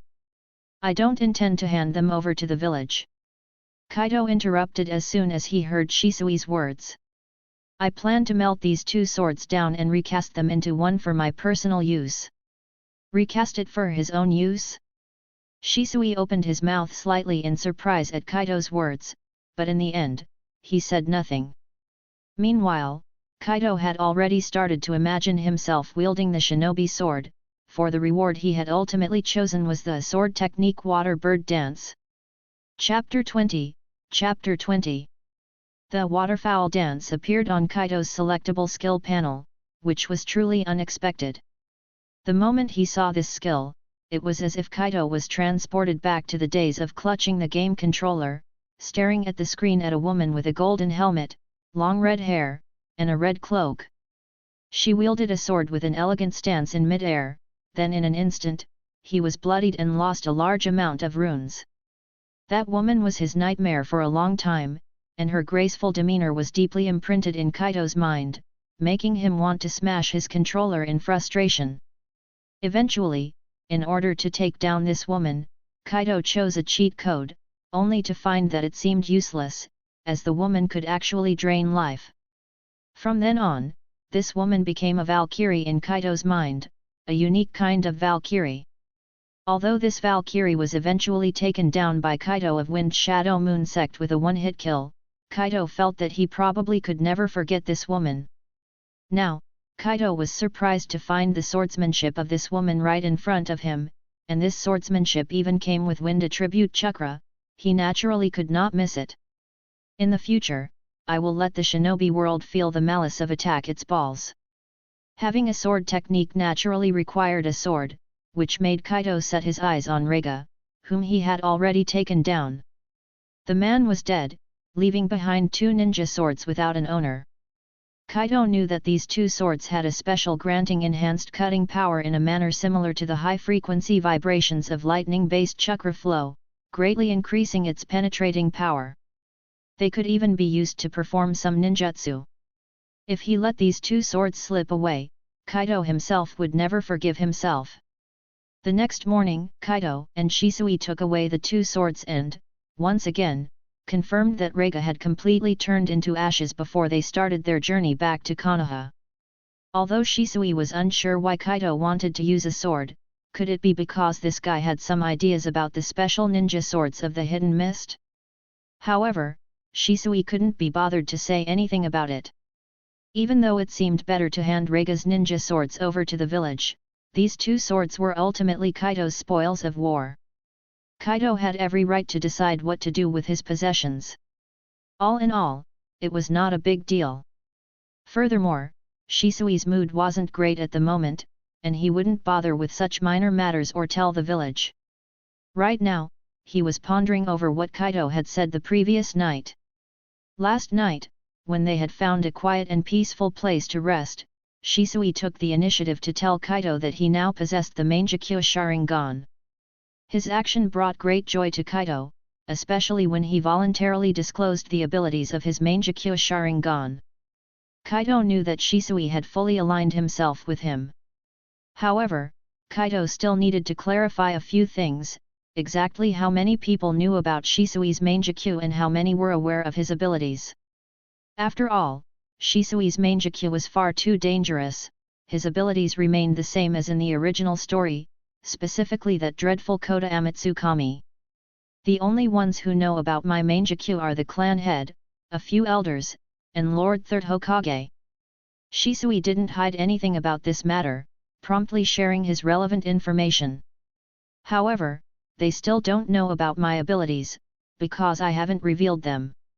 Is that so? I understand now. Kaido felt relieved upon hearing Shisui's words. To put it bluntly, Shisui's death had a certain connection to his disclosure of his own abilities. Kota Amatsukami, what kind of jutsu was that? It was a jutsu that could silently change a person's subconsciousness, even their will. Even the subjects affected by this jutsu might not be able to detect it. Such an illusion technique would instill fear in anyone, particularly when the individual wielding it isn't someone they entirely trust. You must never reveal your genjutsu to anyone, do you understand? Kaido watched Shisui with extreme seriousness. His expression at this moment was remarkably stern, and his attitude made Shisui involuntarily sober up. I believe you should understand what your family would make you do if they found out about the power of your genjutsu, right? The foolish ones might perhaps ask you to control someone from another faction, so as to turn them over to our side, while the more cunning ones might even choose to have you control the Hokage. I don't think these are events you would want to happen, and they're definitely not actions you would want to undertake, right? Yes, Kaido. Shisui nodded solemnly, no matter which one, I will not attempt, and I will certainly not do. And to tell the village, to tell Hiruzen Sarutobi, that would be an even worse decision, it might bring you fatal harm. In Kaido's mind flashed the scene of Shisui being attacked by dens after telling Hiruzen Sarutobi. It really made him wonder whether the attack on Shisui was purely Den's idea, or was it instructed by Hiruzen Sarutobi, or perhaps even with his tacit consent. Fatal harm. Shisui frowned, that's not likely, right? This. Don't you ever forget, you're also from the Uchiha clan. Kaido cut him off before he could finish, then he spoke with even more gravity. You should be aware of the village's distrust of the Uchiha. It's something that's etched into their bones. Even if they trust you, once they find out you have this ability, do you think they would question if you'd use it against them? Kaido's words left Shisui silent. He had not really thought about this, at least not before he was this close to Kaido. Distrust is a terrible thing. Once its seed takes root in the heart, it can't disappear but only grow stronger, regardless of any excuse you might give. Imagine if the clan gets to a point of no return, and you tell them you have this power and could use it to change the will of the clan. Do you think they'd believe you? And what would happen to you? I can tell you this, for them, having this power in their own hands would be the safest. And once you're gone, can you guess what would happen next? Kaido's words made Shisui break out in a cold sweat, because before he met Kaido, he had considered making such a choice if the clan really reached that point. He felt as though Kaido had seen right through him, and Kaido's words made him start to think involuntarily. But Kaido didn't give him time to think deeply, instead, he directly gave the answer, I can tell you unequivocally, your death would be the last straw that breaks the camel's back. You are the clan's prodigy, the hope of the clan. Your death would whip the clan into a frenzy. In such a scenario, your faction would collectively turn against the village. The blood would take control, they have always hated Konoha and plan to use force to make their existence known. A coup d'état would become an established fact. And the village, using this as an excuse, would move against the Uchiha to remove this thorn in their side. And in the end. At this point, Kaido paused slightly, and Shisui's face had turned incredibly pale. Cold sweat continuously beaded on his forehead. He was shocked by Kaido's words, shocked by such an outcome, and shocked by Kaido's foresight. After a long while, he looked at Kaido, a gaze filled with bitterness and deep admiration. In the end, the clan would be annihilated. Chapter 21, Chapter 21. All right, we're at the village. Why do you still look like that? At the gate of the Konoha, Kaido looked back at Shisui walking behind him, his demeanor seeming rather absent-minded, with an air of frustration on his face. Over these past few days, Shisui had maintained this state, appearing to be deep in thought at all times and places, often showing a startled expression after his contemplation. Kaido had a fair idea what this was about. Could it be that this guy was still rattled by what he'd said that night? Indeed, Kaido wasn't wrong in his guess. Shisui had indeed been scared, and not slightly. These days, he had been constantly pondering on this matter, continuously simulating all aspects of this issue in his mind. He even brought out all the knowledge Kaido had ever taught him for this, only to realize that Kaido's alarming words weren't at all exaggerated. What kind of person was this Danzo, really? Shisui had interacted with him and had heard the evaluations from the elders and the clan chief in the family. He knew that this damned old man was an extremist, one who wouldn't trust anyone easily. Especially towards the Uchiha, this guy seemed to be even more despising and resistant, harboring no positive feelings whatsoever. What was even more peculiar was that despite all the transgressions he had committed, he hadn't received any punishment. It was clear to see just how much trust the third Hokage placed in Danzo. Such a person, who profoundly distrusts everyone, despises the Uchiha, and yet has earned the Hokage's trust. After learning of his Sharingan's abilities, Shisui could already foresee what would happen. Perhaps this guy would not hesitate to attack him and try to steal his eyes. Such power, in the hands of a person like him, would undoubtedly be better retained, he might think. As for his own fate, if he's lucky, he might survive, but if he returns to his clan alive, then it could be a sign for the Konoha to act against his clan. If he dies, the outcome would be the same. The clan would still be incensed, and the internal strife between the Konoha and the clan would erupt. It could be said that once his abilities are exposed, his own fate and that of his clan might already be determined. Still immersed in his thoughts, Shisui was awakened by Kaido's words. He then said apologetically, "Sorry, it's my fault, I was just..." "It's okay, I understand." Kaido shook his head helplessly. "Let's register our return home, everyone is tired." "Yes, I understand." Shisui lifted his head to glance at the gates of the Konoha. The gate was still as grand and imposing as ever, but looking at it, Shisui felt a different kind of emotion rise within him. For some reason, he felt reluctant to step through it, because once he did, he would have to face the troubles within his clan again. And, he would face troubles from the Konoha side that he had never envisioned before. Ah! With a soft sigh, he knew his thoughts were unrealistic because, after all, he was still a Konoha ninja. He honestly followed Kaido to register their return to the village. At this point, the guards at the gate were not Izumo and Katetsu but two unfamiliar ninjas. The two of them didn't make things difficult for Kaido and Shisui, and soon they entered the Konoha. Inside, the village was still bustling. Many children were happily running and playing in the streets. Such a joyful and warm scene seemed somewhat out of place compared to Shisui's current state of mind. Of course, Kaido saw all of this. He hadn't expected that his analytical monologue, or rather, spoilers from his god's eye view would cause such a large disturbance for Shisui. However, he didn't regret revealing this matter to Shisui.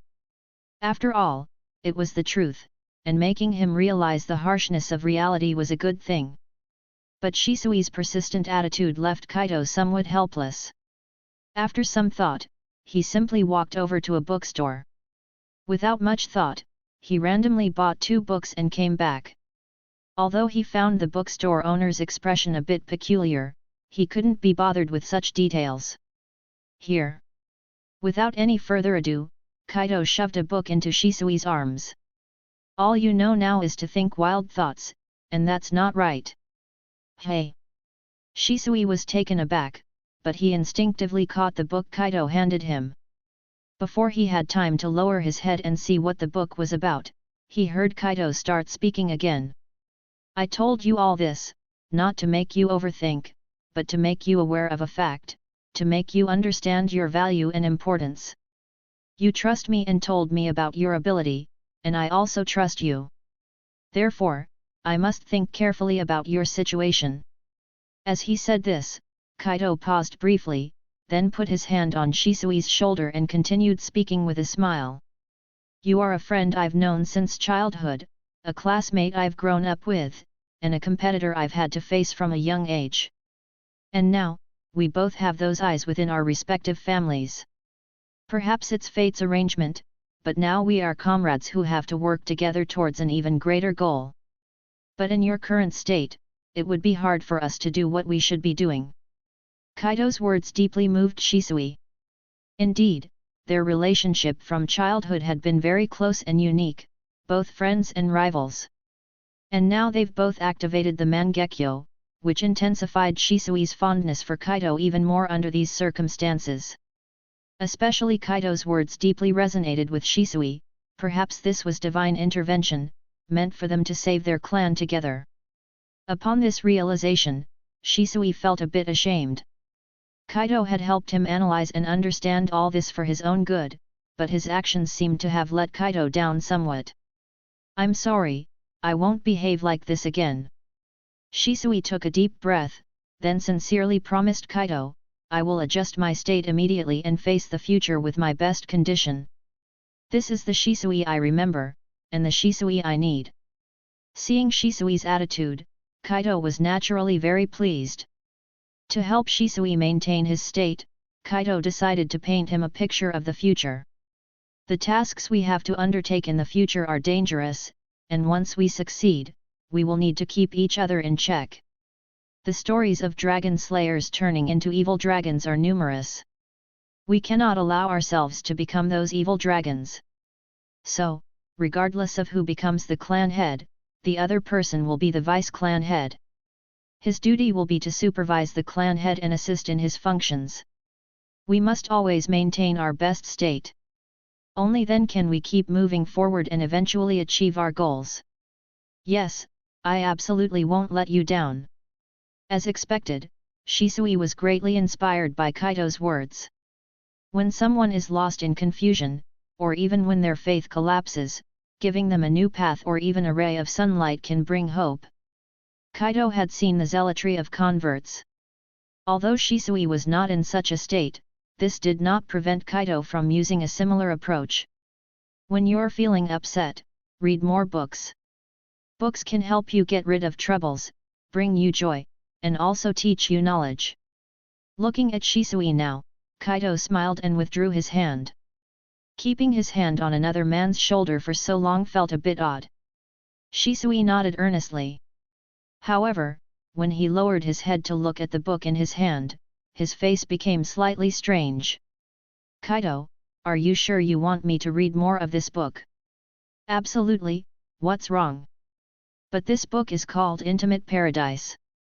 "What?" Chapter 22, Chapter 22.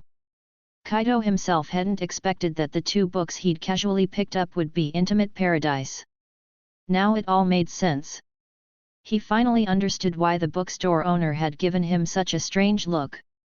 However, since the book had already been purchased, Kaido certainly couldn't return it. Whether Shisui would read it or not, he didn't know, but he was sure that he would take a peek. After all, it was the book that future Kakashi could not put down.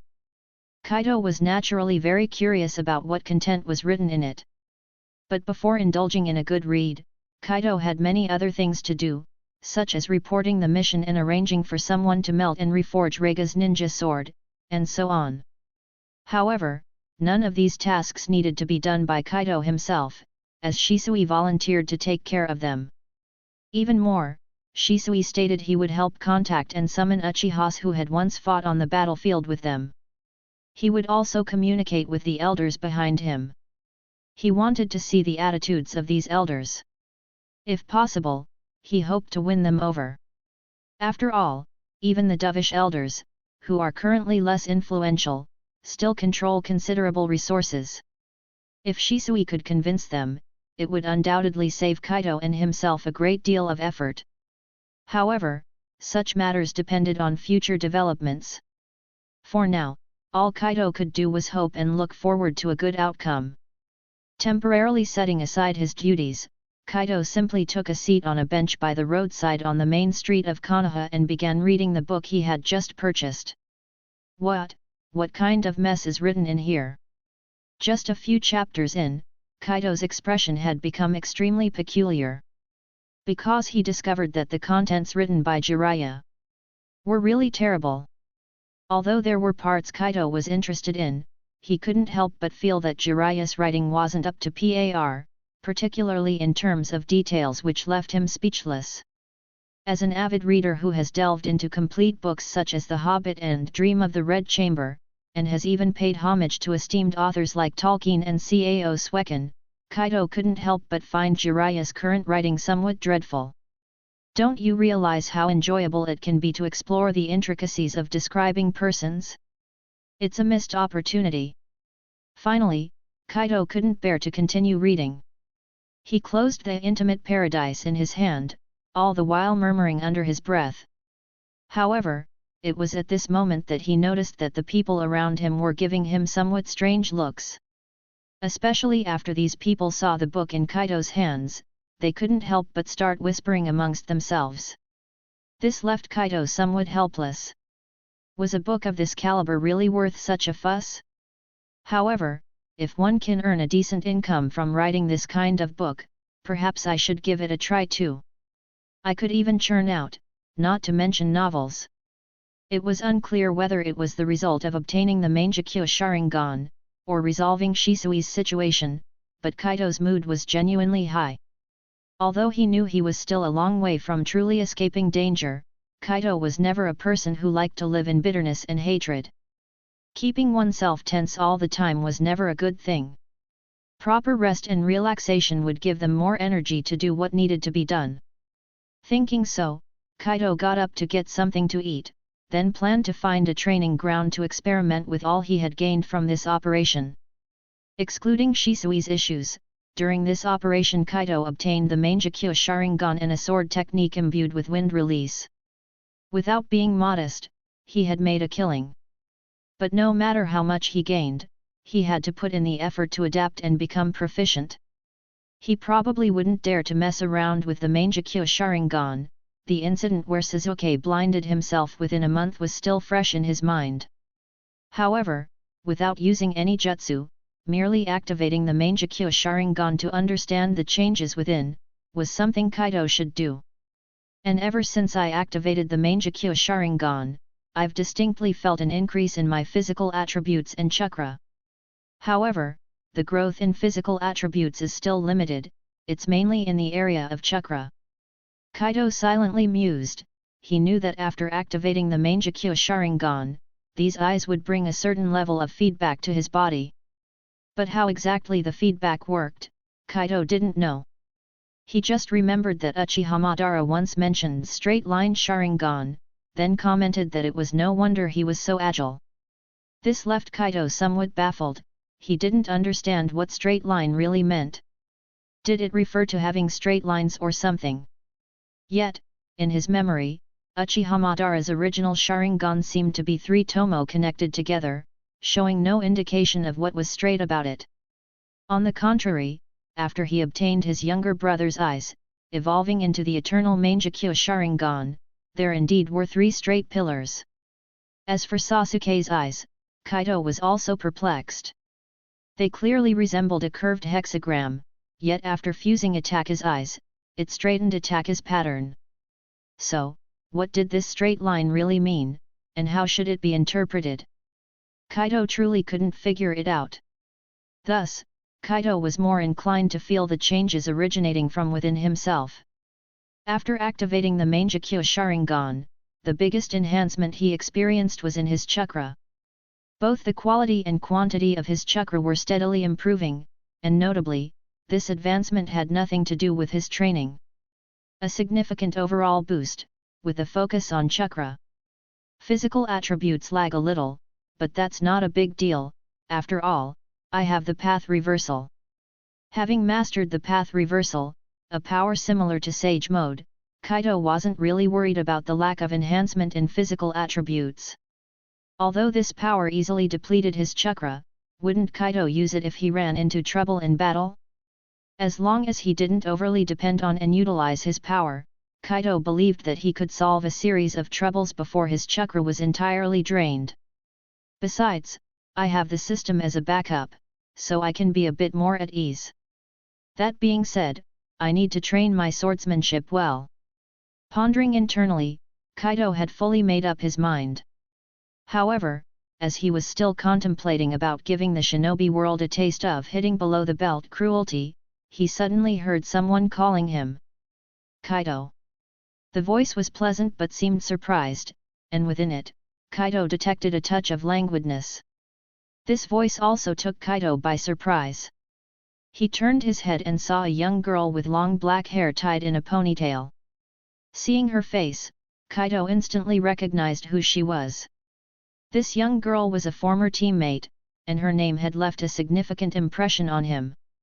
She was a member of the Nara clan, and her name was Narayanico. Chapter 23, Chapter 23. Shisui, do you even know what you're saying?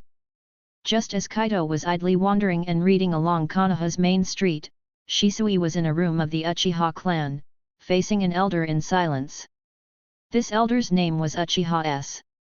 The expression on his face right now was one of bewilderment, as if he simply couldn't believe what he was hearing. Shisui was practically raised under his watchful eye. Many of Shisui's thoughts and beliefs were taught by him. He had always treated Shisui as his own protégé.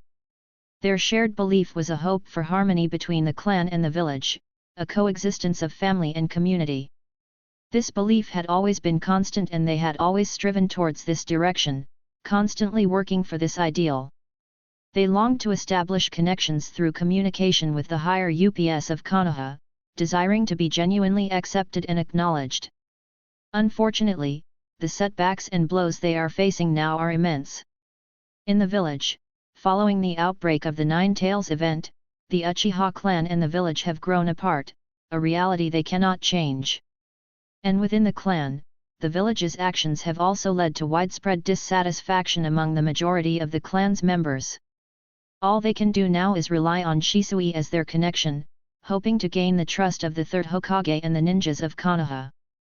By doing so, they aim to bring the clan back into the embrace of Konoha, restoring the family's former glory.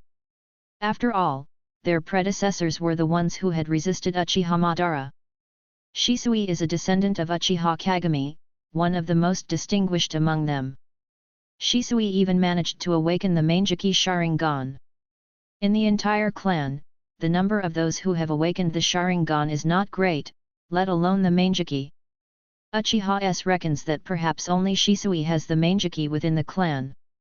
Moreover, Shisui has also managed to bring Uchiha Itachi, the clan head's son, into his camp.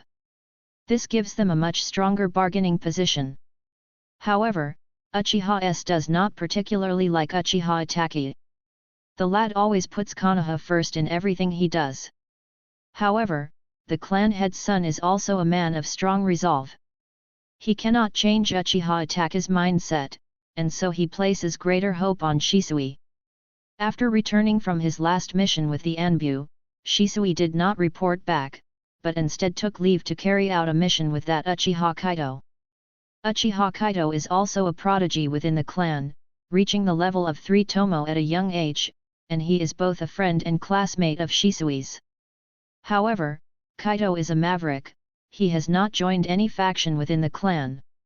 He didn't even join the guard department, ultimately choosing to become a mission ninja. Despite his close relationship with Shisui, there was nothing Uchiha S could do. He too hoped that Shisui could bring a talent like Kaito on board, as it would give them more influence. However, what he least expected was that after a trip out together, Shisui and Kaito would return with new ideas and plans. And these plans were so outrageous, so radical, that even Uchiha S felt cold sweat seeping out all over his body.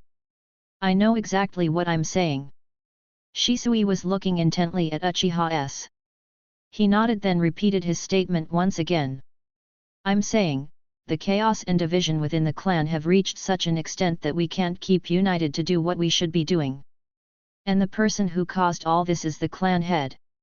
If it weren't for his indulgence and hesitation, the clan would have been united in facing challenges long ago. Instead of the current situation where everyone is endlessly arguing about each other's beliefs. Shisui's words were spoken with such resolve that even Uchiha S, an elder of the clan, felt a shudder at that moment. Being a seasoned player in clan politics, he naturally understood the extent of the chaos within the clan. But understanding is one thing, being able to act and daring to act are another. According to Shisui's words, he intends to dethrone their clan head, Uchiha Fugaku. Ridiculous! Uchiha S quickly interrupted Shisui's words. he looked around and then spoke in a lower voice. Have you gone mad, daring to lay a hand on the clan head? Do you know what this implies? It implies a coup. And who do you plan to install as clan head once you've ousted Fugaku? Who else is even qualified to be the clan head? I admit, Uchiha Fugaku has done a poor job, he hasn't consolidated the clan and allowed this degree of division. But what would it be like if the clan were consolidated? You should know that within the clan, it's those tough guys who make up the majority. If they... No, the real majority are the most ordinary people of the Uchiha clan. Shisui directly interrupted Uchiha S before he could finish speaking, staring at him and finally saying in a quiet yet firm voice. Kaido told me that within the power structure, the clan head and elders wield power, they are the superiors. But the ones who confer the power are the majority of the Uchiha, the real power actually comes from their obedience. If they acknowledge us, if they refuse to obey those tough guys, then those people would not qualify to claim themselves as the majority. Uchiha S was left gaping at Shisui before him. He suddenly found Shisui somewhat unfamiliar, and his words had become so sharp and disrespectful. However, it must be said that Shisui's words simply and clearly outlined the structure and operating mechanism of power. This left Uchiha S feeling both impressed by Shisui's growth and a sense of danger, because Shisui's words were truly terrifying. Actually, we've always been wrong, outrageously so, both them and us.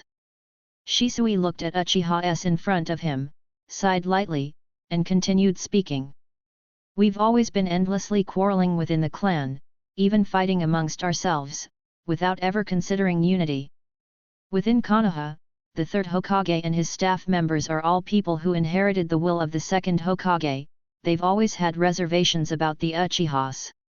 If we can't unite, we won't be able to express our political demands to them. If we can't unite, we don't have a clear action plan. We are like scattered sand, only able to watch as things get worse and the clan steps closer to the abyss. I don't know what Konoha will do to us in the end, but Kaido told me that we must make Konoha hear our voice. Otherwise, we will truly be in danger. Uchiha S looked blankly at Shisui in front of him. As much as he didn't want to admit it, he had to acknowledge one thing. That is, Shisui's words sharply pointed out Konoha's current attitude towards the Uchihas, and the shortcomings of the Uchiha clan. And Uchiha S realized something else. It seems that the influence on Shisui is indeed coming from that Uchiha Kaito. Is it Uchiha Kaito? Uchiha S's voice was extremely low, as if he was asking Shisui, and also as if he was murmuring to himself. Yes, it's Kaido. Shisui heard this and, although he didn't know what exactly was being asked, he still gave an answer. It was Kaido who made me rethink the world, Kaido who told me about the situation of the clan and the village, Kaido who informed me about what we should do. He said, only he and I can change the clan, only he and I can lead the clan towards prosperity. But I believe he is the only choice, and my choice. And. At this point, Shisui took a deep breath, his expression very serious as he looked at Uchiha S. He also has the Mangekyo Sharingan. Chapter 24, Chapter 24. Didn't expect to bump into you here, Unico. Kaido couldn't help but laugh at the sight in front of him. After glancing at the sign of Ichiraku Ramen, he decided to stroll in after a moment of thought. Ichiraku Ramen holds a lot of history in Konoha. Kaido often visited when he was a child, considering it's a well-known must-check-in spot in Konoha. Characters like Naruto, Iruka, Kakashi, among others in the original storyline, had all eaten here. After crossing over to this world, naturally, Kaido wouldn't miss this place. However, as he started to have more missions, his visits lessened. As for Narayaniko, this young girl was a classmate of Kaido's during their time in the ninja school. Although Kaido and Shisui graduated early, after she graduated, she still teamed up with Kaido for a period of time. Kaido's impression of Narayaniko is quite deep. After all, the name Unico is one that Kaido, having watched a certain anime, could hardly forget.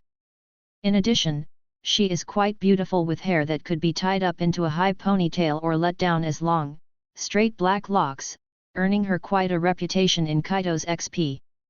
Moreover, it seems she is the cousin of that kid, Nara Shikamaru, inheriting the Nara clan's unique intelligence. During their missions together, she often provided advice that even the leading jonin were willing to listen to. However, as their ninja ranks advanced, and they each took on new roles and missions, their squad naturally disbanded. Kaido had been working solo these past years. Although there were squad reunions, he rarely attended. It wasn't that he didn't want to, but often, he wasn't in Konoha during these gatherings, and so naturally, he couldn't participate. Yet, I thought my eyes were deceiving me, Narayana-ko chuckled, cocking her head to the side, you're such a busy man. I'm struggling to remember when I last saw you. Probably, a year or two ago. Kaido wasn't quite certain either, but he nonchalantly shrugged it off. You know, I'm now a mission ninja, naturally, I've got a lot on my plate. Being with an old teammate made Kaido feel at ease. Their squad had never had any significant disputes, and Kaido himself did not share the notorious issues of the Uchiha clan. Apart from Narayana-ko, they had another teammate who was a civilian ninja. All things considered, they got along quite well. Boss, get him a large bowl of pork-flavored ramen with extra chashu. Don't forget to add a good dose of chili. Upon hearing Kaido's words, Narayana-ko didn't immediately respond. Instead, she turned her head towards Ichiraku and ordered a bowl of noodles. Then, she lowered her head, eating while speaking. I know, but you indeed made a wise choice, not foolishly taking a position at the police department. Plus, running into you today is a joyous event, so I'll pick up the tab. You can eat without worry. Quite a rare occasion, you inviting someone to a meal. Hearing this, Kaido couldn't help but laugh even more. Narayana-ko seldom treated others. Even though she came from a well-off family, she seemed rather stingy. As for her mention of a position in the police department, she had subtly brought it up with Kaido years ago. Back then, the Nine Tails incident hadn't occurred yet, but she had warned Kaido on the day their squad disbanded. The police department was definitely not a good place to be. This indeed surprised Kaido immensely. As a time traveler, he naturally knew the police department was a trap. But Narayana-ko wasn't a time traveler, nor was she an Uchiha. You're trying to subtly criticize me, aren't you? Accusing me of being stingy. Upon hearing Kaido's words, Narayana-ko couldn't help but roll her eyes. However, she didn't care about such things at the moment, continuing to leisurely eat her meal with her head lowered. Not really, but you can trust me on this. Speaking of which, what kind of work are you doing now? Kaido naturally wouldn't confess his true thoughts, but he didn't want to linger on this topic. He swiftly changed the subject. It would be strange if I did trust you, and your way of changing the subject is still so stiff, but no matter. Narayana-ko raised her head to glance at Kaido, then she leisurely spoke. After our squad disbanded, I followed my father to learn how to handle family matters. Later, my cousin asked me to join him in the administrative department, saying it would be a waste if I didn't go. However, I told him that I'm still young and don't have many plans for now. In truth, I don't want to join the administrative department at all, it's too boring and incredibly troublesome. I'd rather go to school and find a simple position, something easy and without so many hassles. Narayana-ko's cousin is, of course, Nara Shikaku. Kaido wasn't surprised that Narayana-ko could work in the administrative department.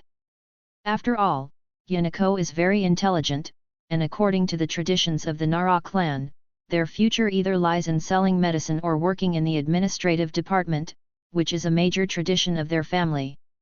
However, it seems that Narayana-ko also inherited the Nara clan's laid-back attitude, clearly not yearning for work in the administrative department.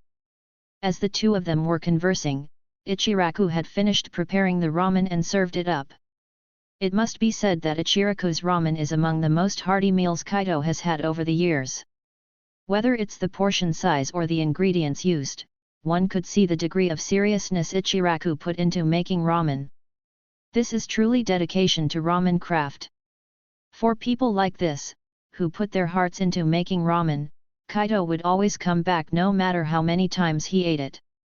However, just as Kaido was about to start eating his ramen, a small, seemingly weak boy with a head full of blonde hair suddenly ran in. When this little guy came in, Kaido noticed a warm smile appear on Ichiraku's face, but the other ninjas eating there were frowning. Hey? It's this little guy. Narayanako naturally noticed this scene too. She took a quick glance and lost interest, didn't expect to run into this little guy again. It seems you don't find him annoying. Kaido amusingly looked at Narayanako. This kid's name is Naruto, right? That's right, the little guy who ran in this time was Naruto. Indeed, Kaido naturally knew Naruto, though for various reasons, he had rarely encountered him. But as the protagonist of the original story, how could Kaido possibly forget him? However, there is still a need to feign a bit, since in reality, he isn't that familiar with Naruto. Wow, that's rare. Narayanako looked at Kaido with some surprise. You actually called him by his name, and you even don't dislike him. Please, I'm not an idiot, okay? Kaido shook his head, then sighed. I've heard about his situation, the kid is quite pitiful. Yeah, the kid is indeed pitiful. Narayanako also sighed slightly. My little brother is his classmate, so I'm not unfamiliar with him, but... At this point, Narayanako suddenly looked at Kaido seriously, then lowered her voice and said earnestly. You'd better not show sympathy for him. His identity is too special. You haven't forgotten the incident back then, have you? Chapter 25, Chapter 25. Uncle Toki, I want a big bowl of pork shasher ramen. Alright, Naruto. Upon seeing Naruto, Toki couldn't help but reveal a warm smile, then swiftly turned around to prepare the ramen for Naruto. Meanwhile, Naruto carefully walked to the seat at the far end, then hopped lightly and sat down. He loved this noodle shop. Since the first time he came here, he'd always remembered this place. The taste of this noodle shop was excellent, something Naruto had never experienced before. And Uncle Toki, the shop's owner, was different from everyone else. He'd never scolded Naruto, nor had he ever despised him. He never treated Naruto as a nuisance or a disaster. Sometimes Naruto himself didn't know whether he loved the taste here or Uncle Toki's warm demeanor. Of course, he thought it probably was more about the taste. Ichiraku ramen was definitely the most delicious food he'd ever had. Therefore, as soon as he received his monthly living allowance from the third Hokage, he would come here right away. Or when there was something worth celebrating, he would choose to come here too. Here, Naruto, your big bowl of pork shasher ramen. In no time, Toki had the ramen ready, still smiling as he served it to Naruto. By this time, the other customers in the noodle shop had left one after another, leaving a young man and woman sitting in a corner. With open seats, there were naturally many passers-by who initially planned to come in. However, when they saw Naruto inside the noodle shop, they all couldn't help but reveal a look of disgust, and then they each left one by one. Evidently, Naruto's presence displeased them, and this also hindered Toki's business. But Toki didn't care about this at all, on the contrary, he happily handed over the tidying up to Ayame, while he leaned on the counter and began chatting leisurely with Naruto. Naruto, any good news? I remember you just came at the beginning of the month, why are you back again today? That's because I have something to celebrate. Naruto, holding his chopsticks, drooled over the ramen in front of him. He skillfully separated the chopsticks and, unable to wait any longer, began to eat. Let's eat. Mmm. So delicious. Slow down, don't burn yourself. Toki, watching Naruto, couldn't help but shake his head. He thought for a moment, then simply stood up and started making more noodles, asking as he worked. "You haven't said what's worth celebrating." "Well, I have a lot of real friends now." Naruto, wolfing down his meal, spoke with his mouth full, but he still looked particularly proud. "Today, I went out to play during class with Shikamaru and Koji. At first, Koji was scared, but I pulled him along. And Koji even shared his potato chips with me. Even though we were punished later, I'm still very happy. I finally have real good friends." Hey, you're talking about skipping school, you know." Ayam, listening on the side, couldn't help but pout. Whether it was hearing about the Ninja Academy or Naruto's arrival affecting the business, she didn't look too pleased. The young man and woman sitting nearby were taken aback as they looked at Naruto. They hadn't expected to hear such news. "And if you keep going like this, whether you can graduate and become a ninja is another matter." "Alright, that's a matter for the future." Ayam's words made Naruto a bit anxious. But before Naruto could retort, Toki, Uncle Toki, laughed and spoke, preemptively breaking up the squabble between Naruto and his daughter. Then, he scooped up the freshly cooked ramen and some sliced meat into Naruto's bowl. Amid Naruto's confusion, he said with a smile. "But for now, congratulations Naruto, you're one step closer to your dream. Keep going." Thank you, Uncle Toki. I will definitely have more friends, I will definitely become the Hokage, and I will definitely be recognized by everyone." Naruto, looking at the ramen in his bowl, couldn't help but feel happier. But for some reason, his eyes felt rather sore. "Hey, kiddo, I've got a question for you." But just then, a voice suddenly came from the side. The voice didn't contain any unusual emotions. Although it wasn't as gentle as Toki's, it was enough to surprise Naruto. "Hey!" Naruto turned his head and saw a handsome man wearing a Konoha headband looking at him. "What question, big brother? You just said you wanted to become the Hokage, right?" This handsome man with black hair revealed a friendly smile. This kindliness made Naruto's heart unconsciously skip a beat, but he still nodded seriously. So, you're saying that a person who becomes Hokage can gain everyone's approval?" The smile on the handsome man with black hair became even brighter. "Or is it that a person who gains everyone's approval can become Hokage? I say, are you sick or something?" As soon as the handsome man with black hair finished speaking, the pretty woman sitting next to him suddenly interjected, "He's so young, can he understand these things? Just enjoy your ramen." "Oh." The handsome man with black hair pouted a bit, but in the end, he nodded at Naruto with a smile, then bowed his head and started eating quickly. However, Naruto was a bit stunned.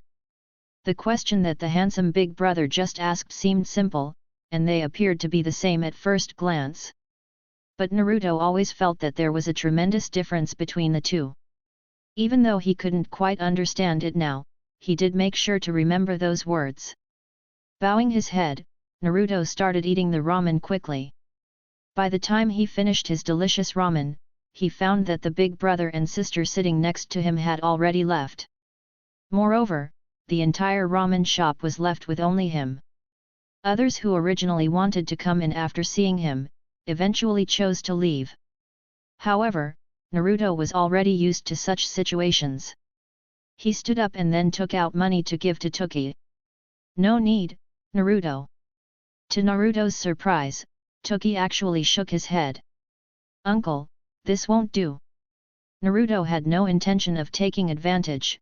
He firmly shook his head and said, "Alright, do you think I'm the type to lose out?" Toki returned Naruto's money with a smile, and then pointed to the empty seats where the young man and woman had been sitting.